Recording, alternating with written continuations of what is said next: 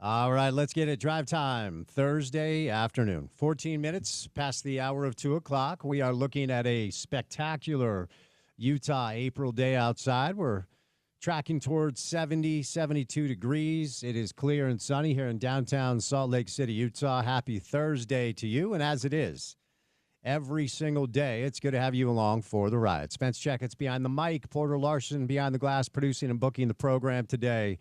Jam-packed guest list, a lot of different topics. It's not just a beautiful day in Salt Lake City, Utah. It is a beautiful day in Augusta, Georgia, where Justin Rose is having himself a day. He leads the Masters right now. He's 6 under par through 13 holes. In the clubhouse, Scotty Scheffler carded a 68 for 4 under par. A lot of really fun storylines already. The Canadian Corey Connors is also in the clubhouse with a 68 4 under par. Terrell Hatton, he's through 18 as well, 69, 3 under par. Rory McIlroy's 3 under through 10. A lot of people believe this is going to be the Scotty and the Rory show, and both those two golfers, number 1 and number 2 in the world, are living up to the billing as of now. Freddie Couples, at the age of 61, holed out for an eagle, and he is tied for 14th at 1 under par. Keeping an eye on, of course, our local golfer, Tony Finau. Unfortunately, I'm scrolling down. I don't see Tony's name yet. Tony, 3 over 75 today. Wow. I hate to say it, but that's going to be tough to come back from.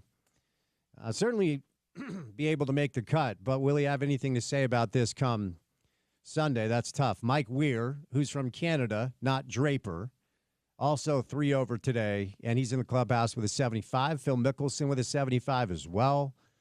And we'll keep you up to date on the scoreboard as the 89th playing of the Masters Tournament at Augusta, Georgia, at Augusta National Golf Club, is underway after the par 3 yesterday. Really fun day. So we'll do a little golf on the show and keep you up to date on the leaderboard. Utah Jazz got a win last night. I don't know why. No point, but ultimately a couple of big shots in overtime from Keontae George allowed the Jazz to beat the Blazers 133 to 126.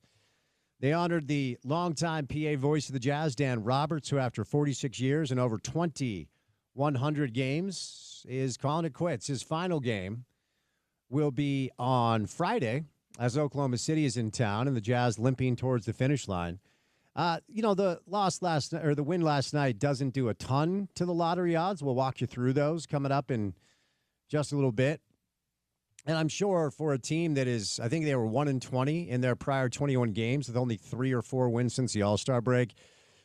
Simply remembering what it's like to win a basketball game may have been good for these young players. Kyle Filipowski with 30 points, 18 boards, 5 assists, 3 steals. That's a ridiculous stat line. He was 13 of 17 from the floor. So we'll do some Jazz basketball. We'll do some NBA basketball in the program today. Interesting scenes in Dallas last night as Luka Doncic was in tears during the introductions as the Lakers were in Dallas to take on the Mavs. And then he had a cool 45, 8, and 6, 45 points, 8 boards, 6 assists as the Lakers beat the Mavericks 112 to 97. So we'll get to some NBA storylines on the program today. The Nuggets won their first game with Dave Adelman on the sidelines and not Michael Malone, 124 to 116. And we are high speed ahead of the playoffs. Playoff basketball in the NBA is still great. The regular season can be certainly a little rough. And we've got some big games tonight on the pro basketball slate. The Knicks are in Detroit to take on the Pistons. The Cavs will take on the Pacers. And a big one out west as the Timberwolves and the Grizzlies will do battle at the Grindhouse, the FedEx Forum in Memphis, Tennessee. Because there are still several questions about what the seeding is going to look like. Teams trying to avoid the play-in. And honestly, teams trying to avoid the 8th spot because Oklahoma City is just that good. So some NBA basketball on the program today. Utah football about halfway through spring ball. Couple of practices this week. I think they've got 4 practices next week. And then it is the Forever 22 game coming up on Saturday, April the 19th. UtahUtes.com is where you go for tickets. A new hire was made by Alex Jensen and the Utah coaching staff. We'll let you know who that is and talk about it on the show. And, of course, the latest with BYU throwing money all over the place to attract talent to play for their basketball team. Matt Gay, unfortunately, was cut today by the Indianapolis Colts. After a very successful stint with the Rams, he was given the richest contract in the history of kickers via free agency. And after 2 years, with 2 years left on his deal, the Colts cut former Ute Matt Gay today. So we are also high speed ahead to the NFL draft. And about a couple of weeks away from that, Real Salt Lake is on the road, taking on Nashville on Saturday at 6:30 Mountain Time. We'll do a little RSL on the program after Tommy Bogert reported yesterday that RSL is in talks with a European striker. So we'll do some RSL on the program as well today. All right, a lot going on. So our first guest right out of the gates will be a good friend of the show who we haven't caught up with in quite some time, Amy Donaldson. Amy Donaldson, our friend from KSL. Then it's Dave McMenamin, who claims he's not a celebrity reporter. You can fool me after all the TV time Dave got last night for the Lakers-Mavs game.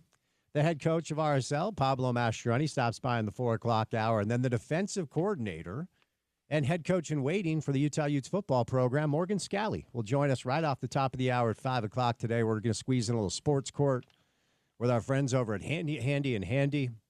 So a jam-packed program on this Thursday afternoon as we inch closer and closer to the weekend. But this spring-type weather certainly putting wind in my sails. Hopefully it's doing the same for you. Amy Donaldson, Dave McMenamin, Pablo Mastroeni, Morgan Scalley, me, Spence Checketts, all of you, the great listeners on this beautiful Thursday. And that young man, Porter Larson, producing the program on this Thursday afternoon. Howdy. I don't know that I've ever kicked the tires with you on your pro golf consumption. Are you a major golf guy? Do you just tune in when it's close on Sundays? How much pro golf do you consume? Yeah, definitely a major guy. I watch the majors intently. If it's Masters, I was up early this morning watching guys golf. I would say historically, my pro golf coverage is like most. It's maybe not most, but it's leaned towards specific players like Tiger Woods. I watched a lot of Senior Tour because my guy Marco Mira was on that one for a long time. So it kind of depends. He's retired now. There's no Tiger. I haven't found myself watching golf from a week-to-week basis with those guys not playing, but not missing majors. That's a guarantee. Not watching like the simulator golf, not watching live, not watching the rest of it. But if you're playing with the top players in the world and they're all playing together at the same place, I'm tuned in.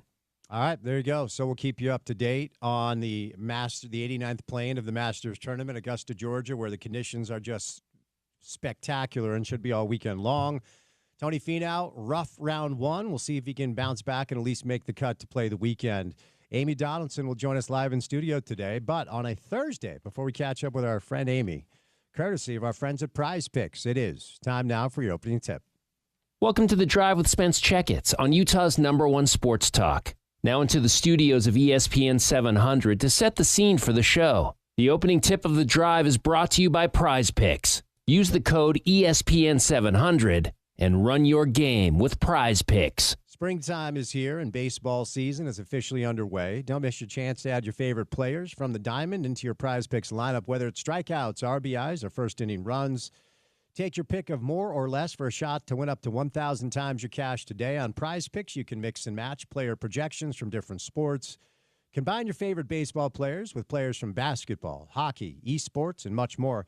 Download the Prize Picks app today. Use the promo code ESPN700 at checkout. They're going to give you $50 on the house when you play your first $5 bet. Do not even have to win that $5 bet to get the $50. It is courtesy of our friends at Prize Picks. So download the Prize Picks app today. Use that promo code ESPN700 to get $50 instantly after you play your first $5 lineup. Prize Picks, run your game all season long. I started posting some of my Prize Picks lineups on my social media accounts. Follow me if you want. I don't give a rip because ultimately it's an exercise in futility. But I will tell you, I played a six-player parlay last night. And if Nikola Jokic would have scored 2 more points, I would have won $1,200. Ooh, those are the fun ones, man, the parlays, even though they're dangerous. It's a lot more fun when you win, but I hit 5 of my 6 projections, and if Jokic got 4 more points, I would have won like $1,200. Yeah. But as it is, I lost 100. It's the game we play. That's the deal. Prize Picks, it's fun, and if you go about your business the right way, maybe you can win some cash. All right. We continue to await word on trying to understand exactly what Alex Jensen's Utah basketball team is going to look like because, we need to understand who the players will be. Breaking news.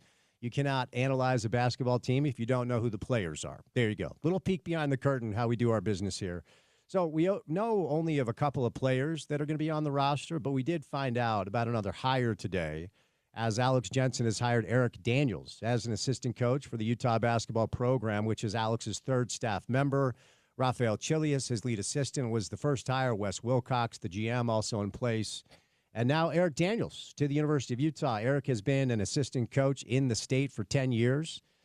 He served under Jared Calhoun at Utah State last year. And a lot of people that know, I know Eric's dad. I know Donnie. I don't know Eric.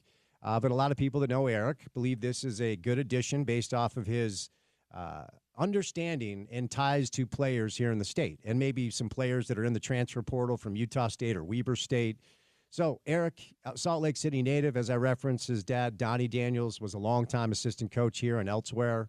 16 years of experience to the program and a lot of work on the recruiting and the player development side, which seems to be a theme so far for Alex's staff, which you understand. Prior to his stint at Utah State, Eric spent 5 years as an assistant at Weber, where he started under the legend himself, Randy Ray. And then he was the top assistant under Eric Duff. Prior to that, he worked with Mark Pope at Utah Valley. And that was a very successful run for Mark. Of course, parlayed that into the BYU job, and now he's in Lexington with one of the best jobs in college basketball, coaching Kentucky. So there you go. In 2014, Eric spent a year with the Orlando Magic basketball ops staff, began his coaching career at Southern Utah, 5 seasons at Regis University. So he has been around for a little bit. And, of course, his dad, Donnie Daniels, a legend around here. So Eric Daniels officially added to Alex Jensen's staff. So we have Rafael Chilius, we have Wes Wilcox, we have Eric Daniels, we have Keanu Dawes, we have Terrence Brown, and we're waiting to hear news about other players added to the fold. So a lot of rumors going on right now about both Utah and BYU trying to add players. According to the reports that are out there, BYU is preparing another big-time NIL offer for a transfer portal guard out of Baylor. We'll talk more about that. The reports are that AJ DeBance is getting $7 million for $7 million for 5 months of basketball. And, they're trying to bring Richie Saunders back on a 7-figure deal as well. BYU, no matter what they want to say or no matter what they're sending out on social media, is throwing money all over the place and outbidding the other highest bidders for some of the best talent in the country. The spin they're going to put on it is people just want the BYU experience. So do I for $7 million. Pay me $7 million, I'll move to Provo for 5 months. This is about money, regardless of the spin that you're hearing from folks that work for BYU. We'll get back to this coming up in a bit, and we'll give you a Masters update as well. But coming up on the other side, one of our friends who joins the show from time to time, Amy Donaldson, will join us live in studio.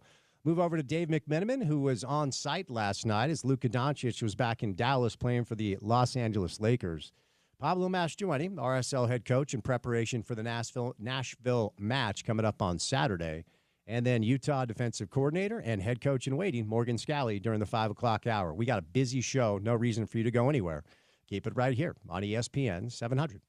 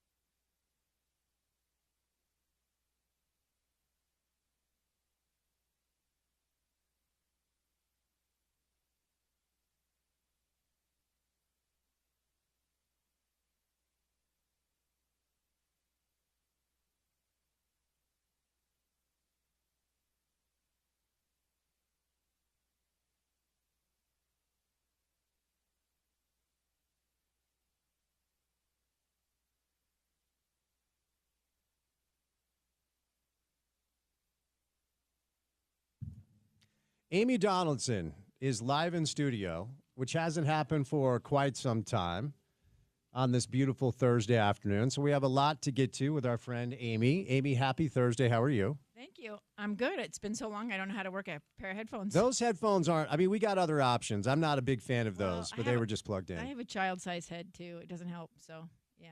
But I can never wear hats. I have to wear a hat that has like a Velcro. I can't wear a trucker hat. Oh, one of those. Okay. Yeah. Well, you got to figure it out. How you been? I've been good. You been good? Yeah. I've just been traveling a bunch, learning lots of stuff about writing and podcasting. And very nice. Got back from Chicago, went to Podcast Evolutions, and trying to figure out this, how do you make money in media business, which is crazy because when I started in the 90s, the only business that was more profitable than being in media was pharmaceuticals. Really? And that changed by the end of the 90s. Yes, it did. Drastically, thanks to the internet. Yes, it did. And so what I watched in print journalism, I'm now seeing in broadcast media. As you know, our beloved radio loses, terrestrial radio loses listeners every year. They age. But yeah, it's been, I've never worried about, like, how do you make money at this? I've just thought I'll go somewhere, do good work, and they'll hire me. Right. Yeah, it's not enough anymore. Well, it's not enough in the NBA either because good coaches are suddenly losing jobs altogether. It's pretty wild. But what we won't do a lot of Michael Malone content today, Amy. What has your attention as of late outside? Like, are there any projects you're consuming right now or working on right now, or are you just kind of still learning the space and then deciding your next step? Oh no, I have a long list of. I never don't have a project. Sure. So right now I'm working on a project about international students. I think we've talked about my reporting, and I'm working on some stories. And then eventually it will be a podcast about international students that come here to play, mostly at private schools, and sort of what their experience is like and how that affects, local schools and local athletes, and also what it means to, college and the pro game. So, the number 2 pick in the WNBA draft was an international student who went to a small Christian school, I believe in Tennessee. It was down south somewhere. And it's really more and more. Now we have some issues like, I don't know if you saw the freshman from Duke, The Malawatch kid, who is here from South Sudan. He has a South Sudan passport. He has family, actually lived most of his life in Ghana. And now he's maybe going to have to leave the country, and they have to figure out that visa situation for him because all South Sudanese people here on a visa, any visa holder, or passport holder from South Africa or South Sudan has been told they have to leave, self-deport. So he's in a situation because he's going to be like a top 8 pick. Yeah. Oh wow. Yeah. So I didn't see that. Yeah, that was. I'm sure that they'll work it out. But I remember when I was doing the research on the RSL podcast, Making of a Moment, one of the things that I talked to, like Kurt Schmidt and some of the others about, it's so much of it is visa management. Yeah. Who needs a visa? Yep. Who has a passport? Where do they live? And a lot of times when a family, and we, look at Giannis, his family fled from his home country, Nigeria, to Greece, and he had a Greece passport from Greece. He was a Greek citizen, right?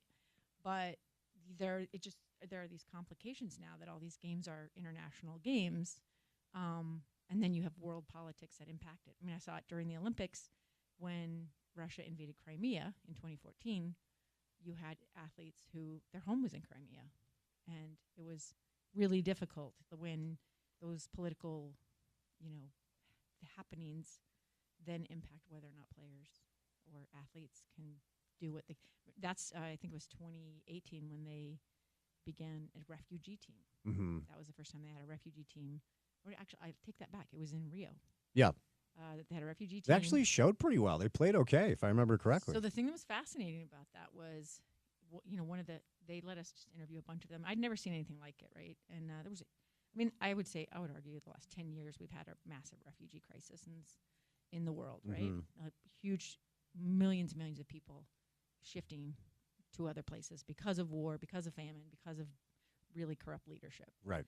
And so the IOC had these athletes who their countries either couldn't or wouldn't participate in the games, and so they created this refugee team, and it was really interesting because the politics were really anti-refugee, but the IOC, which is not really what I would say is a leader, a thought leader, as my Safe to colleagues say. at the Desert News would say, they weren't really out in front of things. So they had these athletes, and one of the women was a swimmer, and she had she pulled the little raft, her family and a bunch of other people that they knew from their community, their town, or whatever. But she had pulled them the last couple miles. Her and her sister swam and pulled them the last bit into Greece. Jeez. And it was incredible, and really just what they had been through. It was really hard to focus on sports. Yeah. Like you're like, oh, you're a swimmer. Like, what's your best time? What's your favorite, stroke? Whatever. Or how do you psych yourself up for a race? Like all the normal things you might look at they just seemed so dumb. Mm-hmm. It was like the difference between, knowing someone's, real life story and knowing what their favorite food is. Yeah. That's how I feel sports is when we really figure out how little we know about these athletes that we love or cover or whatever. So. Yeah, and it puts a lot of things into perspective as well. When you realize what a lot of these athletes go through just to be able to compete and just to be able to be a part of it. And I think the American attitude is, what's the medal count, right? Like, how many golds have we won? And why are you showing me the story about this person? Right. Country, right? Yeah, but, the thing that was really interesting was how much it meant to these communities. Think about the times we've had moments here, right? After 9/11, I'll never forget that World Series after 9/11 was like not a thing you sit through every single game or whatever, but it was so galvanizing. Yeah. Right. And so I think that that was what I saw was, just this little, 20-year-old swimmer or, there was a weightlifter. They just did different sports, right? There was judo, and they were just giving people hope who really were just trying to get through another day. They didn't have food, they didn't have medicine. They didn't, it was especially the refugees from Syria. It was heartbreaking. Yeah. I really went back to my room and was like, I think I need to reevaluate my entire life. Yeah. Every decision I've ever made. Yeah. I don't know. it's hard. But then I just tried to focus on the fact that they were giving them this opportunity. Yeah. And I believe they still do that. And that it was just fun to be part of telling that story. And I would say I'm pretty critical of the IOC and most managing bodies. But that was one where I thought, okay, this was a really beautiful thing that they did. Yeah, the amount of corruption is impossible to ignore. And it's every year, every cycle, whether it's winter or summer. And it happened here in 2002. There's really no exception. It just seems like every time there is some international event, and the World Cup's the same way. But it's everything A now. few months after the fact, you find out all of these really nefarious things that have gone on in the name of locking how in about the games. The WADA, the drug testing, Uh-huh. the whole, don't go after these people or don't do, you know what I mean? Like it just seems like there's always some scandal or somebody's buying their way out or into something, and you're just there thinking like, this is amazing. The world's coming together. Yeah. The athletes have, worked their whole life to get on this stage, and then you realize the stage is sort of made up of, stolen and and corruption and stuff like that. But you think still like there's a thread of it. It has an essence of something beautiful.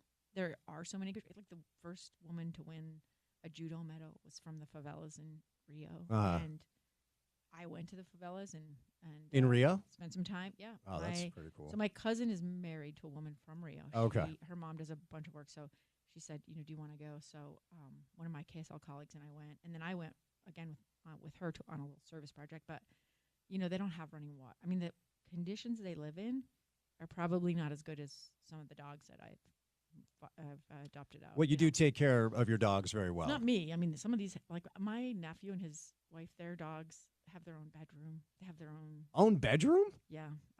It's beautiful. It's really, wow. Like, most children would like this room.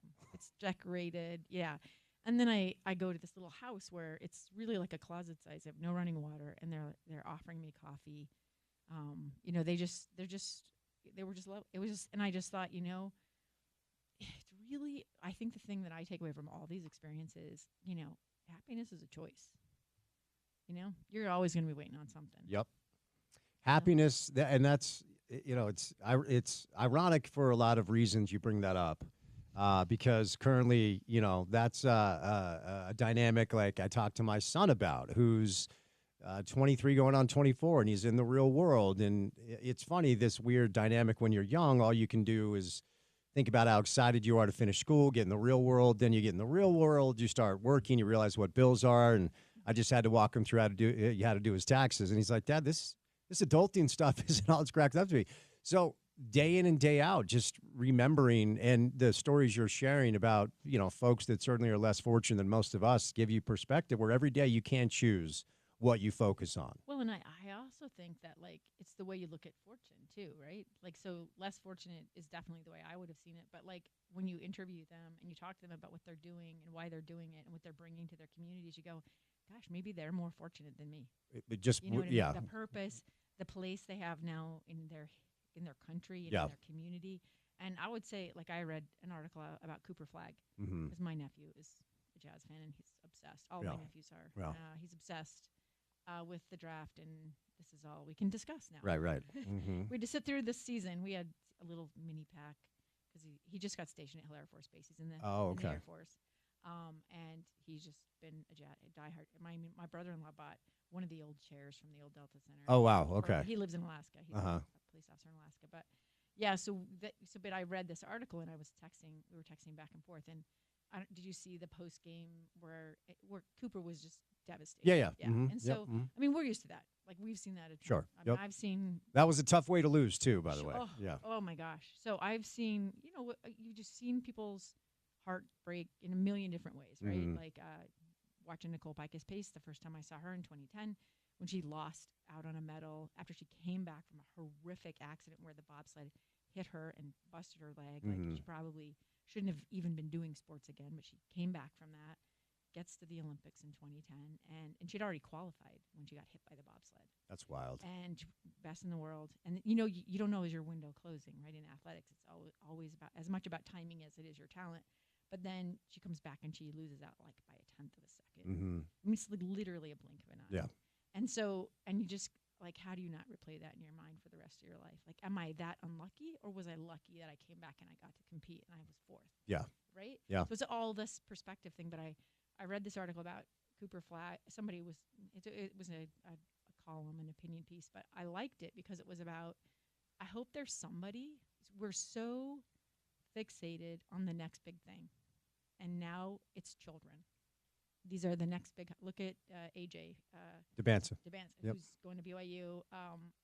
There's always this, and now it's children. So it was 19 and 20-year-olds. Mm-hmm. Now with one and done, it is always it's a kid. Yeah. And so there's no time for them. None of us do well through puberty. Okay. We all have. It's a rough time. It is. It is really rough. It's rough when you're going through it, and then it's rough when you watch your children go through it because you know how they're feeling. Yeah, and it's rough when you you just see that everyone doesn't have the grace that they probably deserve. Right? For sure. And then you have this spotlight. I always thought, oh, thank God I didn't grow up during, Instagram and all this stuff, right? But now I see these young men and women who are in high school, millions of dollars at stake, and they're being asked to make millions of dollars for other people, and fans are just out of control, and they have they have immediate access to everything. And this article is basically saying, I hope somebody in his life lets him be a kid, takes him back and says, this is not the pinnacle of your life. It is not the thing that you should define yourself with, but, learn from it, grow from it like our parents would. But it's just on such a massive stage. There's so much at stake that you couple normal teenage, there are no molehills, with actually millions of dollars at stake. Yeah. And you have it's a perfect storm for absolute horrific mental health problems. Yeah. Yeah. And I remind people, if you watch Cooper Flagg play, what a mature adult, because of the way he approaches the game. Cooper reclassified and should be a senior in high school. He turned 18 like 4 months ago. And he is already being anointed as the next whatever it is, whether it's Utah or Charlotte or Washington, or a third of the NBA is losing on purpose to try to get this kid. And not just that, but they're debating whether or not he will be the greatest one and done or not because right. he didn't win. And, right. How would you like this debate about you? And you're just out here trying to live your life. Well, and at that age too, Amy, because really in the history of pro basketball, 18-year-olds coming into the league and looking like they belong, that list is one, and it's LeBron. I was going to say, the only one that I thought that's a man. Is LeBron. Mm-hmm. So, like, Garnett came into the league at 18 and looked okay early on. I can remember Garnett's rookie year. The All-Star weekend was in San Antonio, and Patrick Ewing had made it. So we went, and I can remember the elevator opening because everybody was excited about Garnett. Big ticket, this high school kid, Fairchild Academy, man-child. He walked out of the elevator, and I remember thinking, like, he is a baby. I mean, yes, he was 6'10", but he was really skinny. His face looked like he was young. I remember. I thought the same thing. Like, oh, he's so mature, physically mature, right? Because you watch him play. Yeah. And then you see him next to an NBA veteran, and you baby. Go, holy crap. Yeah. I hope he doesn't get hit. So the expectation for Cooper to roll into Utah or Charlotte or Washington and suddenly change everything is something I push back on. It's not because I don't think he's awesome. I do. It's because I've watched 18-year-olds come into the league. It's not just can you translate the skill set to playing in the pros. It's everything else that you have to deal with as a person, where suddenly an entire city is like, we are relying on you. You're the answer to our prayers. And that's a lot to put on an 18-year-old. 100%. And it's not like it's like there's economics involved, right? Mm-hmm. These people's, they're living, and I remember a football coach telling me there was a freshman, and he was a super mature kid and a really good player. And I remember saying to him, like, he's 14. Like, these girls were like hanging out at the football practice, trying to like, oh, do you think he wants to go to dance with me? Like normal stuff. Right. I would consider to be normal. And he's like, yeah, we're not doing that. This is a job. You're going to focus. And I was like, at the age of 14. But you also like have to be a kid. And so, and look, it's worse in soccer. I talked to Justin Glad. His life has been his job. Right. And I think he loves it. I don't think he would change a single thing about it. Sure. But like that existence is, I don't even know how you relate to that if you've had this other experience where you played 15 sports or, you just didn't know how to find yourself. Right. What are you good at? You know what I mean?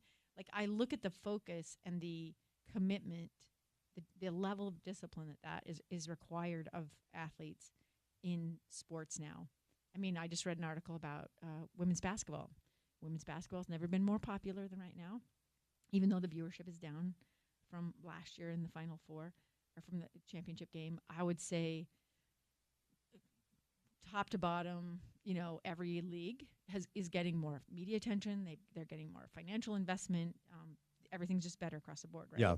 But I read an article from a youth basketball website or a newsletter that I subscribe to. They said the participation of the best athletes in women's basketball is declining. And the reason is club sports. If you're playing, you can play club soccer at like 6. Yeah. Mm-hmm. You can start club volleyball at like 8. And so basketball, which used to be like, you used to do a volleyball in the fall, basketball in the winter, maybe track and field, or softball in the spring, right? Yeah. Now, I remember when they started having the tryouts for club volleyball the day after the state tournament in Utah. And I remember thinking, this is a mistake. This is going to mess it up because now those girls are going to choose volleyball over basketball. They're going to have to make a choice. Oh, no, we're going to do this. Because the coaches who were coaching at the time had played multiple sports. Mm-hmm. But now you have coaches who had not played multiple sports, who don't care about multiple sports, who think you have to commit. And I still hear people saying this, play a lot of sports. I heard Peyton Manning say, play 2 or 3 sports, and everybody's advocating for that. You don't know what the world is like in youth sports right now. Mm-hmm. If your kid is not, and if I pay $4,000 or $5,000 for my kid to play club soccer or club volleyball, there's no way I'm risking let her play for the local high school basketball team where she may or may not play, where she may get hurt. I mean, the sport with the highest amount of concussions in high school, it's not football, it's girls soccer. Really? Yes. I know cheerleading is number 2, my friend, which makes sense. Yeah, it does. And actually, soccer, and I didn't know this until we brought the club here, the tremendous amount of concussions. That's why you see some players wearing the headgear. That's why you see some players leaving early. Don't you remember when Chicho on that header? Yes. That was a vicious. And last week, I don't know if you saw this. I think it was Walker Zimmerman, who is a defenseman for the U.S. men's national team. I want to say he plays for Nashville. He went in with his head to try to clear a ball that was crossed in via a corner kick, and the striker saw the opportunity to take a bicycle kick, and he kicked Walker square in the face. And I was watching. I'm like, he's dead. Somebody check on him. Like, it was gnarly. So yeah, the concussion thing in soccer is real, but it's interesting you bring up like Justin Glad and the soccer dynamic, because Justin Glad is a success story where the path between 5 and 6 years old to a pro life is riddled with bodies along the highway of kids that were forced into things by their parents. And I was looking this up because Malcolm Gladwell wrote Outliers in 2008 and had a tremendous amount of compelling data about 10,000 hours and how he used the Canadian hockey ecosystem as his blueprint. And I remember reading it thinking, like, I need to get my son into something now so he can get 10,000 hours by the time he's a junior in high school so he can play high school basketball or whatever it is. So I listened to a podcast last year, and it really was compelling. It was Andres Erickson and David Burkus. It was on the ESPN platform, where this 10,000 hour rule has been completely debunked because of the factor that most people miss out on. And that is, yes, you need reps. And yes, if you get to 10,000 hours and if you do something consistently, you're going to be good at it. But you're not going to get to 10,000 hours unless you enjoy the endeavor, unless you enjoy the work. Mm-hmm.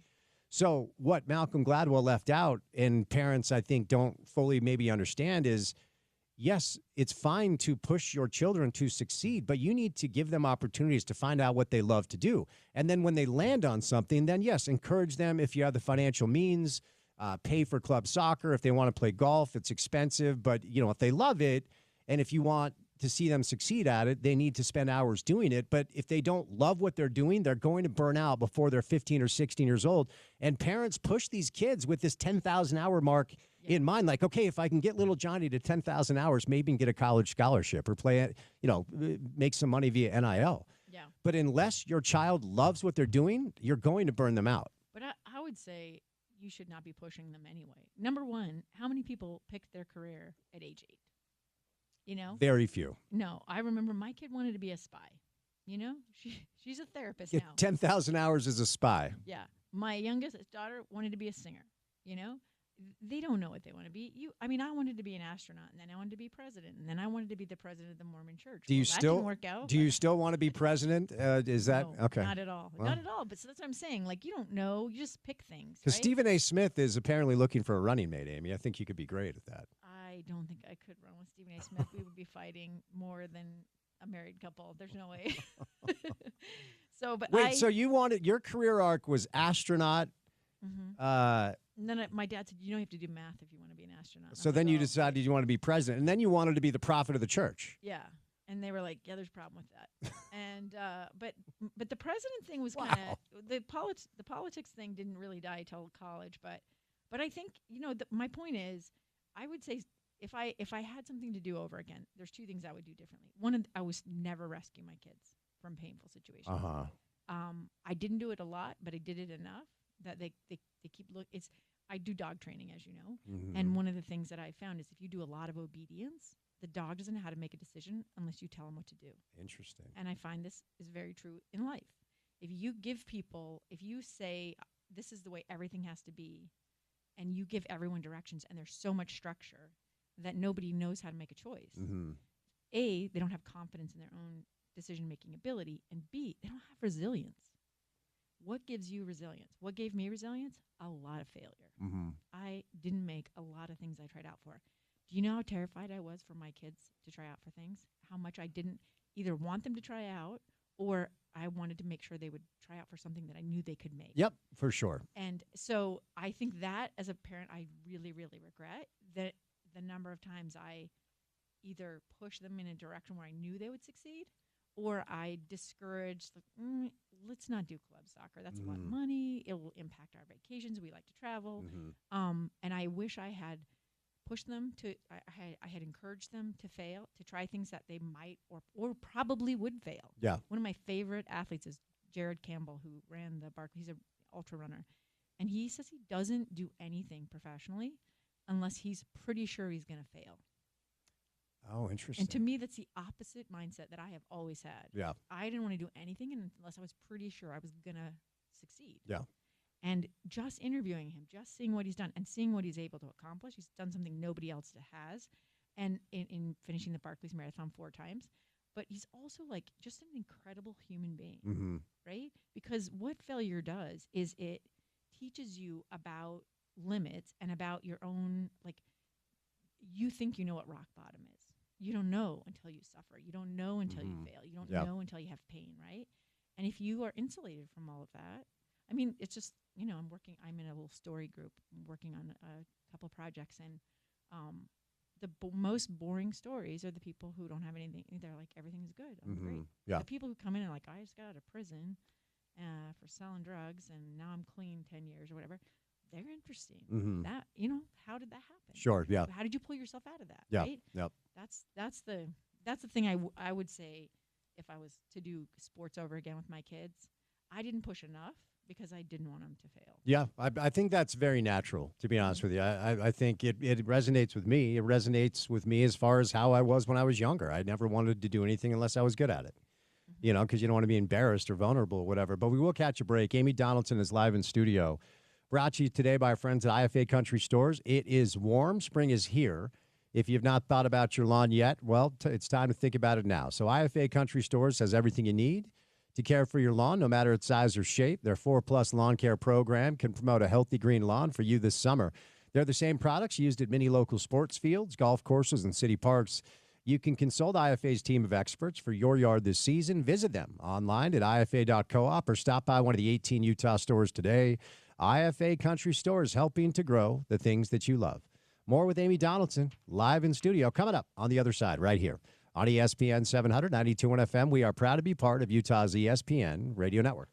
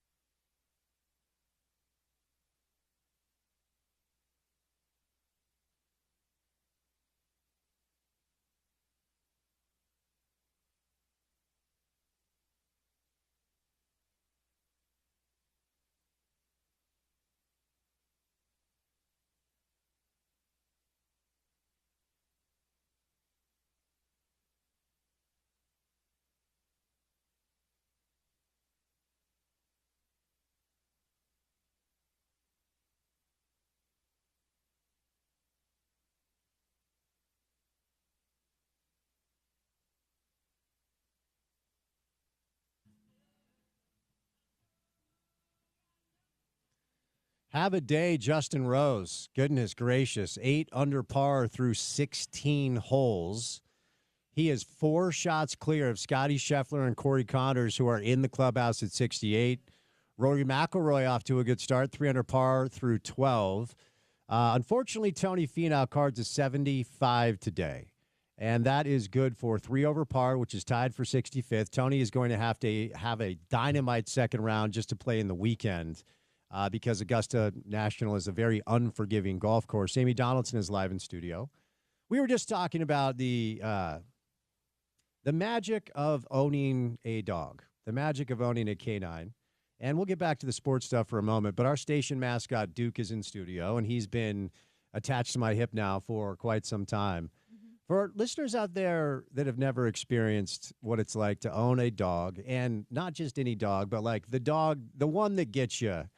They call him the soul dog. The soul dog, okay? And that's who I have here. What's it like for you, as somebody who has raised dogs, continues to foster dogs? When you find that soul dog, what sort of benefits does that bring to you? I mean, I think all of the dogs, I've had a lot of dogs in my life, and I have, dogs for me they've allowed me a freedom that as a girl, when I was young, and as a woman, I don't always have. You can go for a jog at night and probably feel fine about it. Mm-hmm. I can't do that. Yeah. I have to have a dog. Yep. And so I remember the first dog I had as an adult on my own, my dad had saved a dog from euthanasia in Bethel, Alaska, and I went up to visit him. He lived in this little apartment, and the dog he lived in this 2-bedroom place, and, I said, can I have this dog? And I was living by myself in an apartment, and the dog I could go running anytime I wanted. And Shelby was a retriever. Mm-hmm. She was not going to protect me. Probably would have licked somebody. Sure, yeah. But when you have a big dog, my sister, who is a police officer and runs, said, I run with a gun. If you run with a big dog, you don't have to worry about anybody coming near you. Right. They don't know if your dog is friendly or whatever, mm-hmm. right? But, yeah, it just allowed me to get out. But, yeah, when you find – for me, the dogs are – the thing I love about them is they're incredibly indulgent of the bad stuff. Mm-hmm. They forgive. They get over stuff. They have a sense of they have an emotional intelligence that some animals don't have, mm-hmm. that you don't have to explain things to them. I remember my daughters, we had a Rottweiler retriever mix named Wolf, I just last May. He's the best. He's the best, emotional support dog I've ever had. The soul dog. Yeah. I mean, Lucy got me in the mountains, my healer. She was my running buddy. But Wolf is all the fosters we had. I didn't know how I was going to foster after him because he just makes everyone feel at ease. And, there are people like that. I remember my first real job in college, and I thought I was very uncomfortable. I felt very isolated. I was I think I was by 10 years the youngest person in the building. And I just remember meeting a guy from out in the back. I was working at a glass company, and he just was such a nice, warm human being that you felt an energy of love, mm-hmm. right? And he married a woman who was very similar. And so there's these people who just put other people at ease. They're just people who just in their presence you just feel calmer mm-hmm. and just like, okay, this is going to be, I'm fine. I don't have to impress this person. That's the way a dog is. And, I joke around all the time about my dog, Zula. She's my Rottweiler I rescued from South Severe Shelter a couple years ago. When she looks at me, man, talk about true love. Uh-huh. I feel like, in The Princess Bride, that romance in The Princess Bride mm-hmm. movie, that is how I feel. Yeah. Whatever you want, ma'am. Yeah, it's great. Where would you send people to adopt? Humane Society or? Yeah, I would say you can go to any shelter. Right now in shelter and rescue is a ridiculously terrible situation. Mm-hmm. In fact, I just saw there's a shelter. I think it's in Las Vegas. It might be just over the border in Nevada. They are looking for people to help them. They're trying to remodel a building that doesn't meet code, and they need I think it was 24 animals to go to foster or be adopted. And there's just nowhere for anybody. I have 2 fosters at my house. One I've had since July, one I've had since August. 2 black labs. They're amazing. I can't figure out why they haven't been adopted. Mm-hmm. We had a couple dogs from a hoarding situation that did get adopted in the last month, but caws.org. But you can go on petfinder.com and just put in want a small dog. I want a big dog. I want a girl dog. I want, whatever you want. Mm-hmm. We're having an event on Saturday. I'm trying to remember where it's at. It's a different one. We did one tonight. They're at the front climbing gym. Causes at the front. You can get information there. Is that up on 33rd? Is that climbing gym? There's one on 33rd. No, that's not. That's a different one. Okay. It's on 13th and like 3rd West. Okay. Like it's right. Yeah. Mm-hmm. I was going to see where our event is this weekend. Yeah, Duke has this. My dog has this tendency where whenever he jumps in the car, he puts his paw on my arm and then cuddles his head onto my shoulder. And it's like I could be having the worst day. Those 5 to 10 minutes as I'm driving from my house to the studio when he just wants to cuddle. I'm telling you, it is a game changer. So if you're having a tough time and you're looking for potentially a solution that could help, I would encourage you to adopt or go find a dog that can make a difference in your life. All right, you referenced RSL. We find ourselves in a very interesting place with this little soccer club. And we will hear an announcement, I think, in the next couple of weeks that the Miller family has purchased a controlling stake. I'm not sure what the percentages are going to look like. Ryan Smith will be out, and then the Blitzer Group will maintain their portion of control, which I think is good because you want to maintain the relationship. I'm a big Dave Blitzer guy, and I think the Blitzer Group, with their ties to all of the clubs they own across the landscape of soccer throughout the world, is a good thing for RSL to be a part of. I worked for the Millers for 7 years. Had a really great experience. I'm a big fan of Steve Starks, and you're not going to find anybody better than Gail. I don't think Ryan ever really cared to be involved, and I think the hockey thing combined with basketball and now whatever else he has going on probably is more of a priority for him, and that's fine. I just don't think the promises that were made initially were ever cashed in, were ever executed, I guess, whatever you want to say. What are your thoughts on where we find ourselves, yet again, another ownership transition structure for Real Salt Lake? Yeah, I actually thought it was a great I've had nothing but good experiences with the Millers. Mm-hmm. So let me just tell you a Larry Miller story. Okay. When I was covering the Bees, Joe Buzis owned them, and the locker room was brutal. I would go after games. I had to get permission. They would yell fire in the hole. Then I would be allowed to walk in a back door, and people would drop their towels. And I was at the time 31 or 32-year-old, woman with a couple kids, a couple stepkids. So it wasn't that I cared about the nakedness. Expected to see that in the locker room, not a problem. Sure, yeah. It was the deliberate attempts to harass me, to undermine me, to just let me know I wasn't welcome there. Yeah. And I talked with a few people about it. Completely separate from that, I always really hated. I had different experiences at hockey. When I was covering the Grizzlies, I had to rely on Brett Prettyman from the Salt Lake Tribune to go get me people to interview and bring them into the hallway because I was not allowed in the locker room. Okay. And nobody would fight that back. I would argue. They were like, yeah, you can't go in. No. And so, it's disrespectful to our players. We don't want to do it, whatever. When they did let me in one time to do a feature story, they kind of played a joke on me and the player. They told me to go in this room, and it was a bathroom, and he was using the bathroom going number 2. And it was, pretty humiliating. What year was this? So when I started, it was 2000. So it would have been early 2000s. And, and so, but Brett was great. But I kept saying, I'm relying on my competition to bring me people to interview. This is not an ideal situation. And then in the case of baseball, the Tribune reporter could go in and hang out, and he would be describing scenes when they would get a new player. He would have, dinners, sometimes beers with the guys, bonding with them, hear things, know things, just had a different level of intimacy with the players that I just didn't. How am I going to do that? And I remember when I started in journalism, I asked my mentor, Mike Carter, who was, the best crime reporter. Everybody said he's the best there ever was. Learn from him. He was at AP. I got hired by AP. And his advice to me was, okay, so after the shift, he said, be where they are. Go over to the cop shop, hang out, whatever. But when their shifts end, invite them over to the bar and buy them a beer and get them talking and just get to know them. And I was like, I'm 22 years old. Yeah. If I invite someone to to get a beer after work. What do you think they think? Lost in happen? translation, Yeah. for sure. And, that's where when you're working like male-dominated things, like people don't even think about it. And I remember being at a Jazz game once, and I think Cam Ronnie may have been there for this, but I was just filling in for Jody, and everybody was like talking about where they were going to go afterwards. We're going to go get a drink. Do you want to go with or whatever? And I didn't want to go, but like I think somebody noticed that they had invited pretty much everybody in the room but me. Mm-hmm. And I remember one of them, and it would have been Falk or Camerani would have said something, and I was like, I don't want to go anyway. It's okay.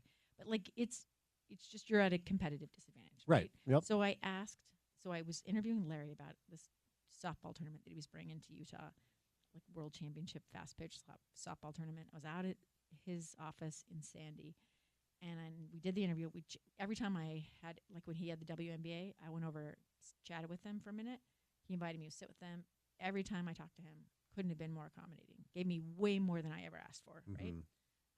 And so after we finished the interview, I said, hey, can I talk to you about something that's bothering me as a reporter covering the baseball? Because they had purchased the baseball team. And I explained it to him. And I said, personally, I think it's disrespectful to players and to journalists that we have to do this in a locker room. We're not getting good interviews.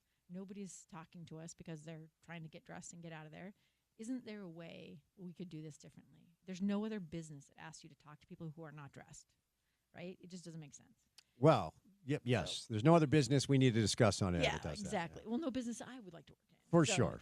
But yes. so he was like, and he immediately solved that problem by doing, and I remember at first it was like this room that they had, it was kind of austere, and I don't know what it was originally supposed to be used for, but like didn't have good lighting. They just put a table with a tablecloth over it, but they figured it out, right? But they decided to do this and take action, and basically said, we don't want journalists in the locker room. That's the team space, and we will make them available. You tell us who you want. You tell us when you need them. They gave us a little bit before time, a little bit after time. And I think there were people who were a little bit upset about it at first. But for me, it was not just about leveling the playing field for journalists. It's really about, like, what are you there for? I mean, are you there to overhear a conversation, to be involved in gossip, to, like, how much does it matter that you can describe a scene at a locker where someone's getting dressed versus being able to have an actual conversation where they can think about what you're asking them and you can have a much more meaningful exchange. Yeah.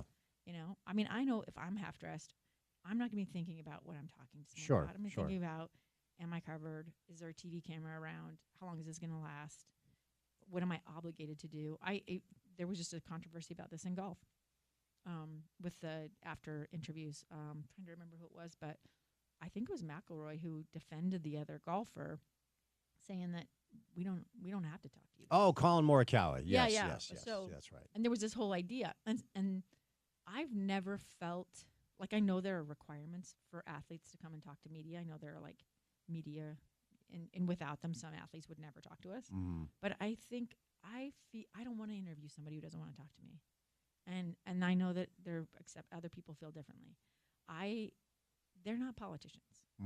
They're athletes. They play games for money. Yep. And do I think that they should want to talk to us? Yes. But I also feel like this is more the situation where you work with someone you're comfortable with. Most people I talk to, I say, find a journalist you trust, find people you are comfortable working with, and really, work on a good understanding. You help them, they can help you.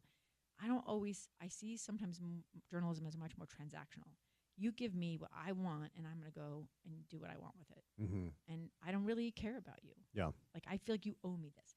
Anytime there's entitlement or like this feeling of being owed something, I don't think it's a good energy for the exchange. But so while I do think that in principle McIlroy, the golfers were right, I think the journalists that are there need to rethink, like, how are we interacting with them that makes them feel like if they are not obligated to do it. Because dealing with the media doesn't just help you. It helps your league. It grows your sport. There are things that are happening. Tony Finau, you mentioned him, had an exchange with a young woman who was a cancer survivor as a child. She's a golfer now. And, I think it was one of my friends, a journalist who shared the video. It was super uplifting, right? And that doesn't do much for Tony. I mean, maybe it makes Tony look good, but it also makes the game of golf look good. It also makes the tour look good. It also encourages people into the sport. There's a lot of reasons that you want good, positive interactions with media. I just think they're difficult to find. But that was a long and got way wider than I expected. No, it's fine. Larry Miller. It's great to hear that Larry was open to finding a solution for you, because I'm sure a lot of people in his position just wouldn't have been like, I don't really need to do this for you, right? No, a lot of people. I had talked to a lot of people, and they were like, well, this is how we've always done it. Yeah. And I'm like, okay, but it's not 1950. Right. So can we do it differently? I mean, even things that are not problematic, like I remember being in the Jazz locker room, and Paul Millsap decided he didn't want. We were all huddled around somebody else, and I don't remember who it was. But he decided he was annoyed that he couldn't get to his locker. Right. So he just dropped his towel and bent over, just because it's a locker room, okay? And we have a buddy, Kevin Graham. KG, the mini ticket. He hurried and got in front of me, like my honor was at stake here. And he's like, oh, what's up? And he was like, Amy, you basically apologized to me. And I was like, Kevin, why are you not doing this for the other people in the room? Right. Like, you know what I mean? Yeah. It just exacerbates a dynamic that's already puts us at a disadvantage. But also, Paul should be able to get to his locker and get dressed. Right. And I don't agree with the way he handled it. I thought it was kind of shitty. But I don't have, sorry. Okay. Dump button. Well, we don't have one. That's the problem. Oh, no. We are a radio show station without a dump button. It's all right. No, it's all right. But I'm just curious to get your take, though, on this ownership transition, because I actually think, Gail walks the walk. A lot of people in her position talk about Utah this, and I love the community that. It's like, no, you don't, dude. You're doing this for you. Okay, this is Walter White Breaking Bad at the end. This is about me.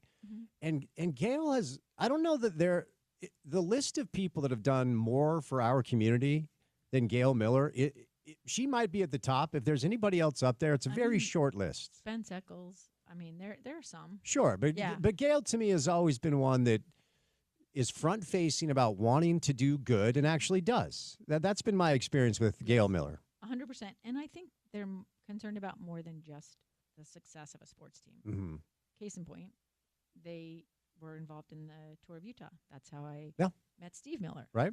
And got to know him when really, I think there was probably one or two journalists even covering it. They were trying to establish it, right? And I didn't know the Millers other than Larry, right? But I was really impressed with the experience they tried to give these athletes. This is a worldwide sport. We're a little tiny community, right? But we have amazing scenery.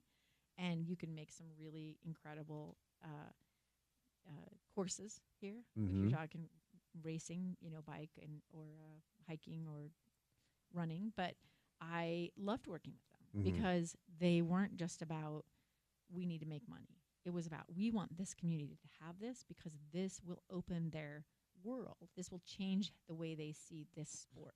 Yeah. And it's definitely a business. Definitely want to make money. Of course. Gotta do that, right? Yeah. But it's also this life enriching thing. The reason we love sports, the reason we love entertainment, right? It makes our lives better. It going to work and going to bed, just doing the things you need to do to live is a pretty depressing life. Yeah. Right? Having joy, doing things that are fun, and something about having these experiences is very, the Millers did when they made the finals the 2 years in a row against with the Bulls. They had a thing. I remember talking to somebody about this. They had on the block. They put up big screen TV right outside of the Delta Center. Right outside the Delta Center. I remember it was awesome. All these chairs, Yep. and they had at the time there. I don't think street vendors were much of a thing, but they. The thing that was fascinating was how many of those people. I went and covered that. I went and hung out with them. I had no interest at all in this, and I absolutely loved it. It was a blast. Yeah, it was cool. And I ended up doing it in Atlanta during the Olympics and in 2002. But what they did was they gave people who couldn't afford a ticket a way to have that finals experience. And I think they did it actually in the semis. I think they did it 2 rounds, and it didn't cost anything, and you could buy concessions, which only benefits the team, right? But it was amazing because there were people with families, and they were like, I've been a Jazz fan all my life. This guy who was in his 60s. He was like, hadn't even taken a shower after work, and he brought his kids, and he said, I remember this World Cup soccer when they had a thing on the Gallivan too. These people will never be able to buy a ticket there. But they got to have this moment. They got to be part of this community's celebration of their team. And that is a thing that I think the Millers are uniquely, like, they do that in a way that is, I don't see a ton of owners doing it. Yeah, no, for sure. All right, before I set you loose here, you referenced Cooper Flagg. You referenced your nephew being a big Jazz fan. And there are 2 games left. Friday, OKC. Mm-hmm. They honored Dan Roberts last night, 46 years, PA announcer, prince of a man. Yeah, he's exiting stage left. Apparently, the Jazz posted the PA job on LinkedIn, so they're just going to take anybody. Go ahead with the search, I guess. I still don't know why they're making the change, but I'm not down there anymore. First time in Jazz history, we have a team that's lost more than 60 games. Mm-hmm.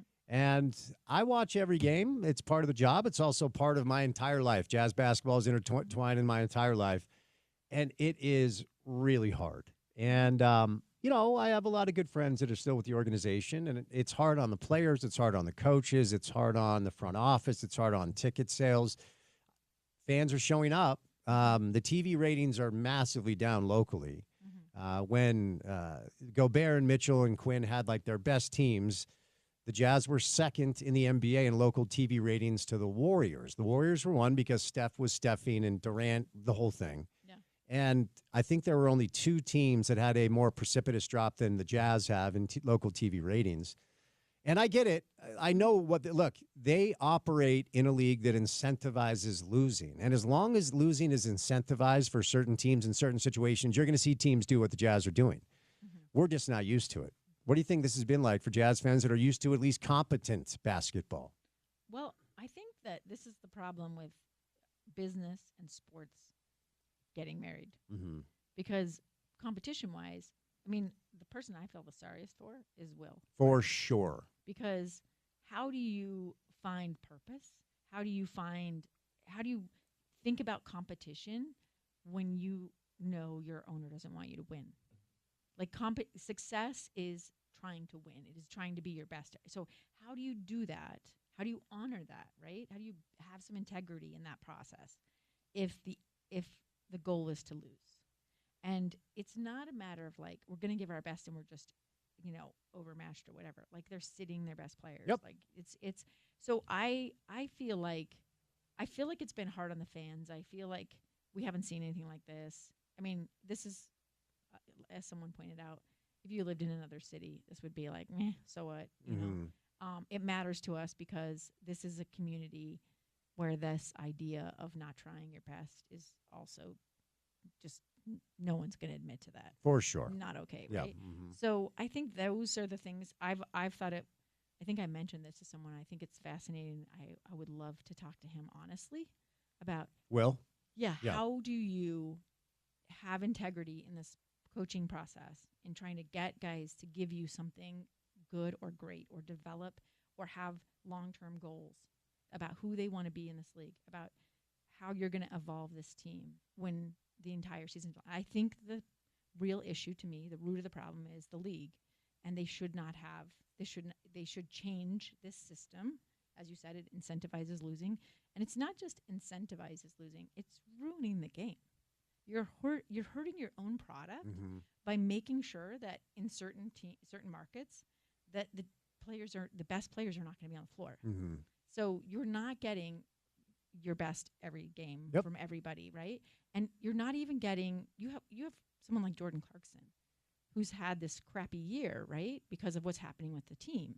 And that when you're talking about athletes and maybe injuries and like, again, this idea of timing and windows, right?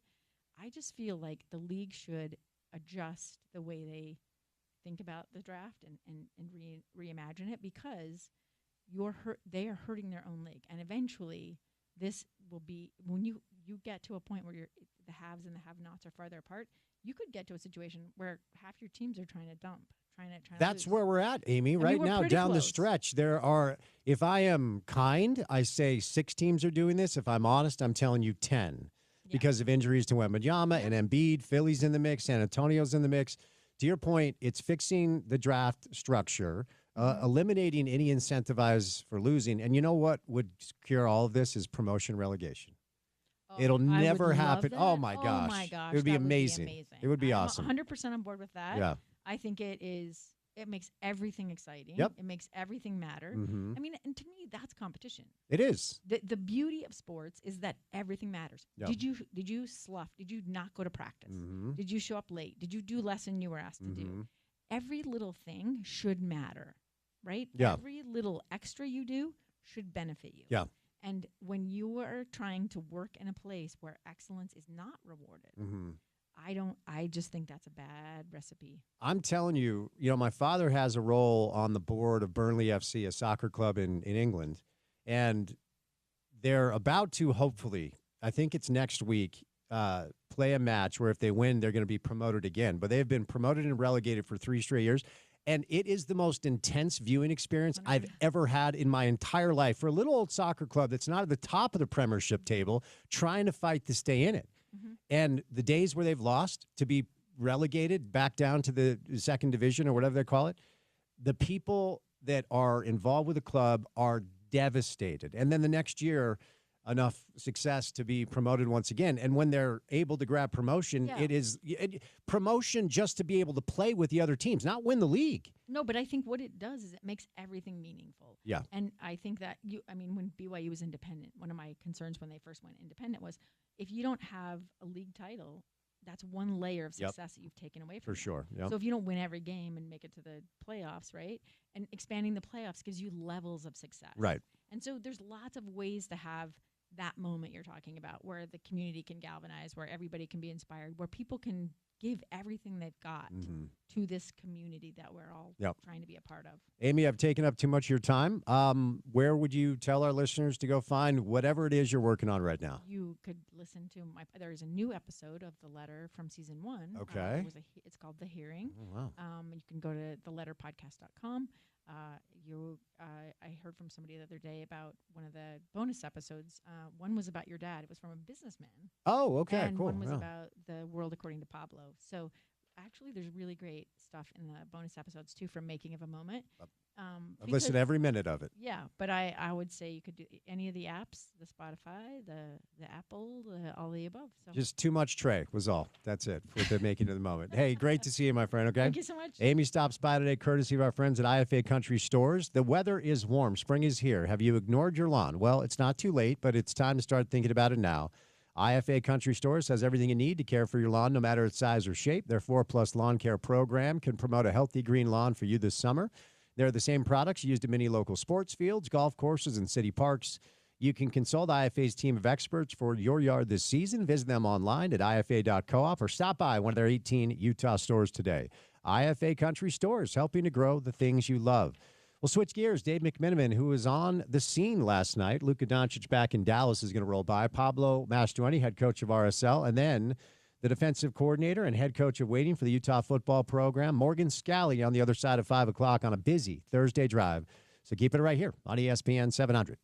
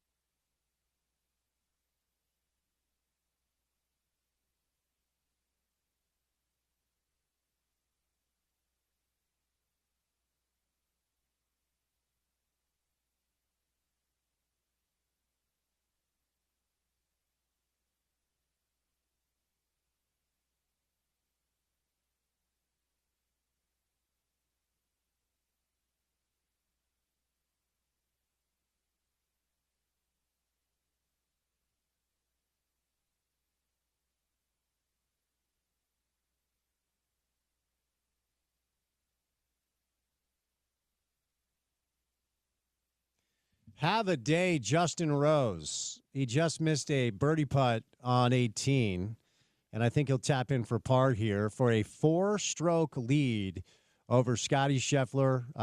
Bogey. He dropped one. 3-stroke lead over Scotty Scheffler. Justin Rose cards a 65. Rory McIlroy is 4 under through 14. Our next guest, apparently not a golf guy. Dave McMenamin, Thursday afternoon. You're not a fan of the game of golf. I was unaware of that. I wouldn't put it that way, that I'm not a fan of it. I think it's a cool sport, and I can get caught up in the drama of a great tournament on a Sunday if I'm not working, but I just don't follow it regularly. Go ahead. Justin Rose being in first place, I went to the 2013 U.S. Open in the Philly suburbs at Marion with my dad, and he won it that year. So I do have a bit of a reference point for him. I loved Tiger when I was a kid, but it's been a while since Tiger's been that guy. Do you ever play? Do you like to get out and swing? I play about once a year. All right.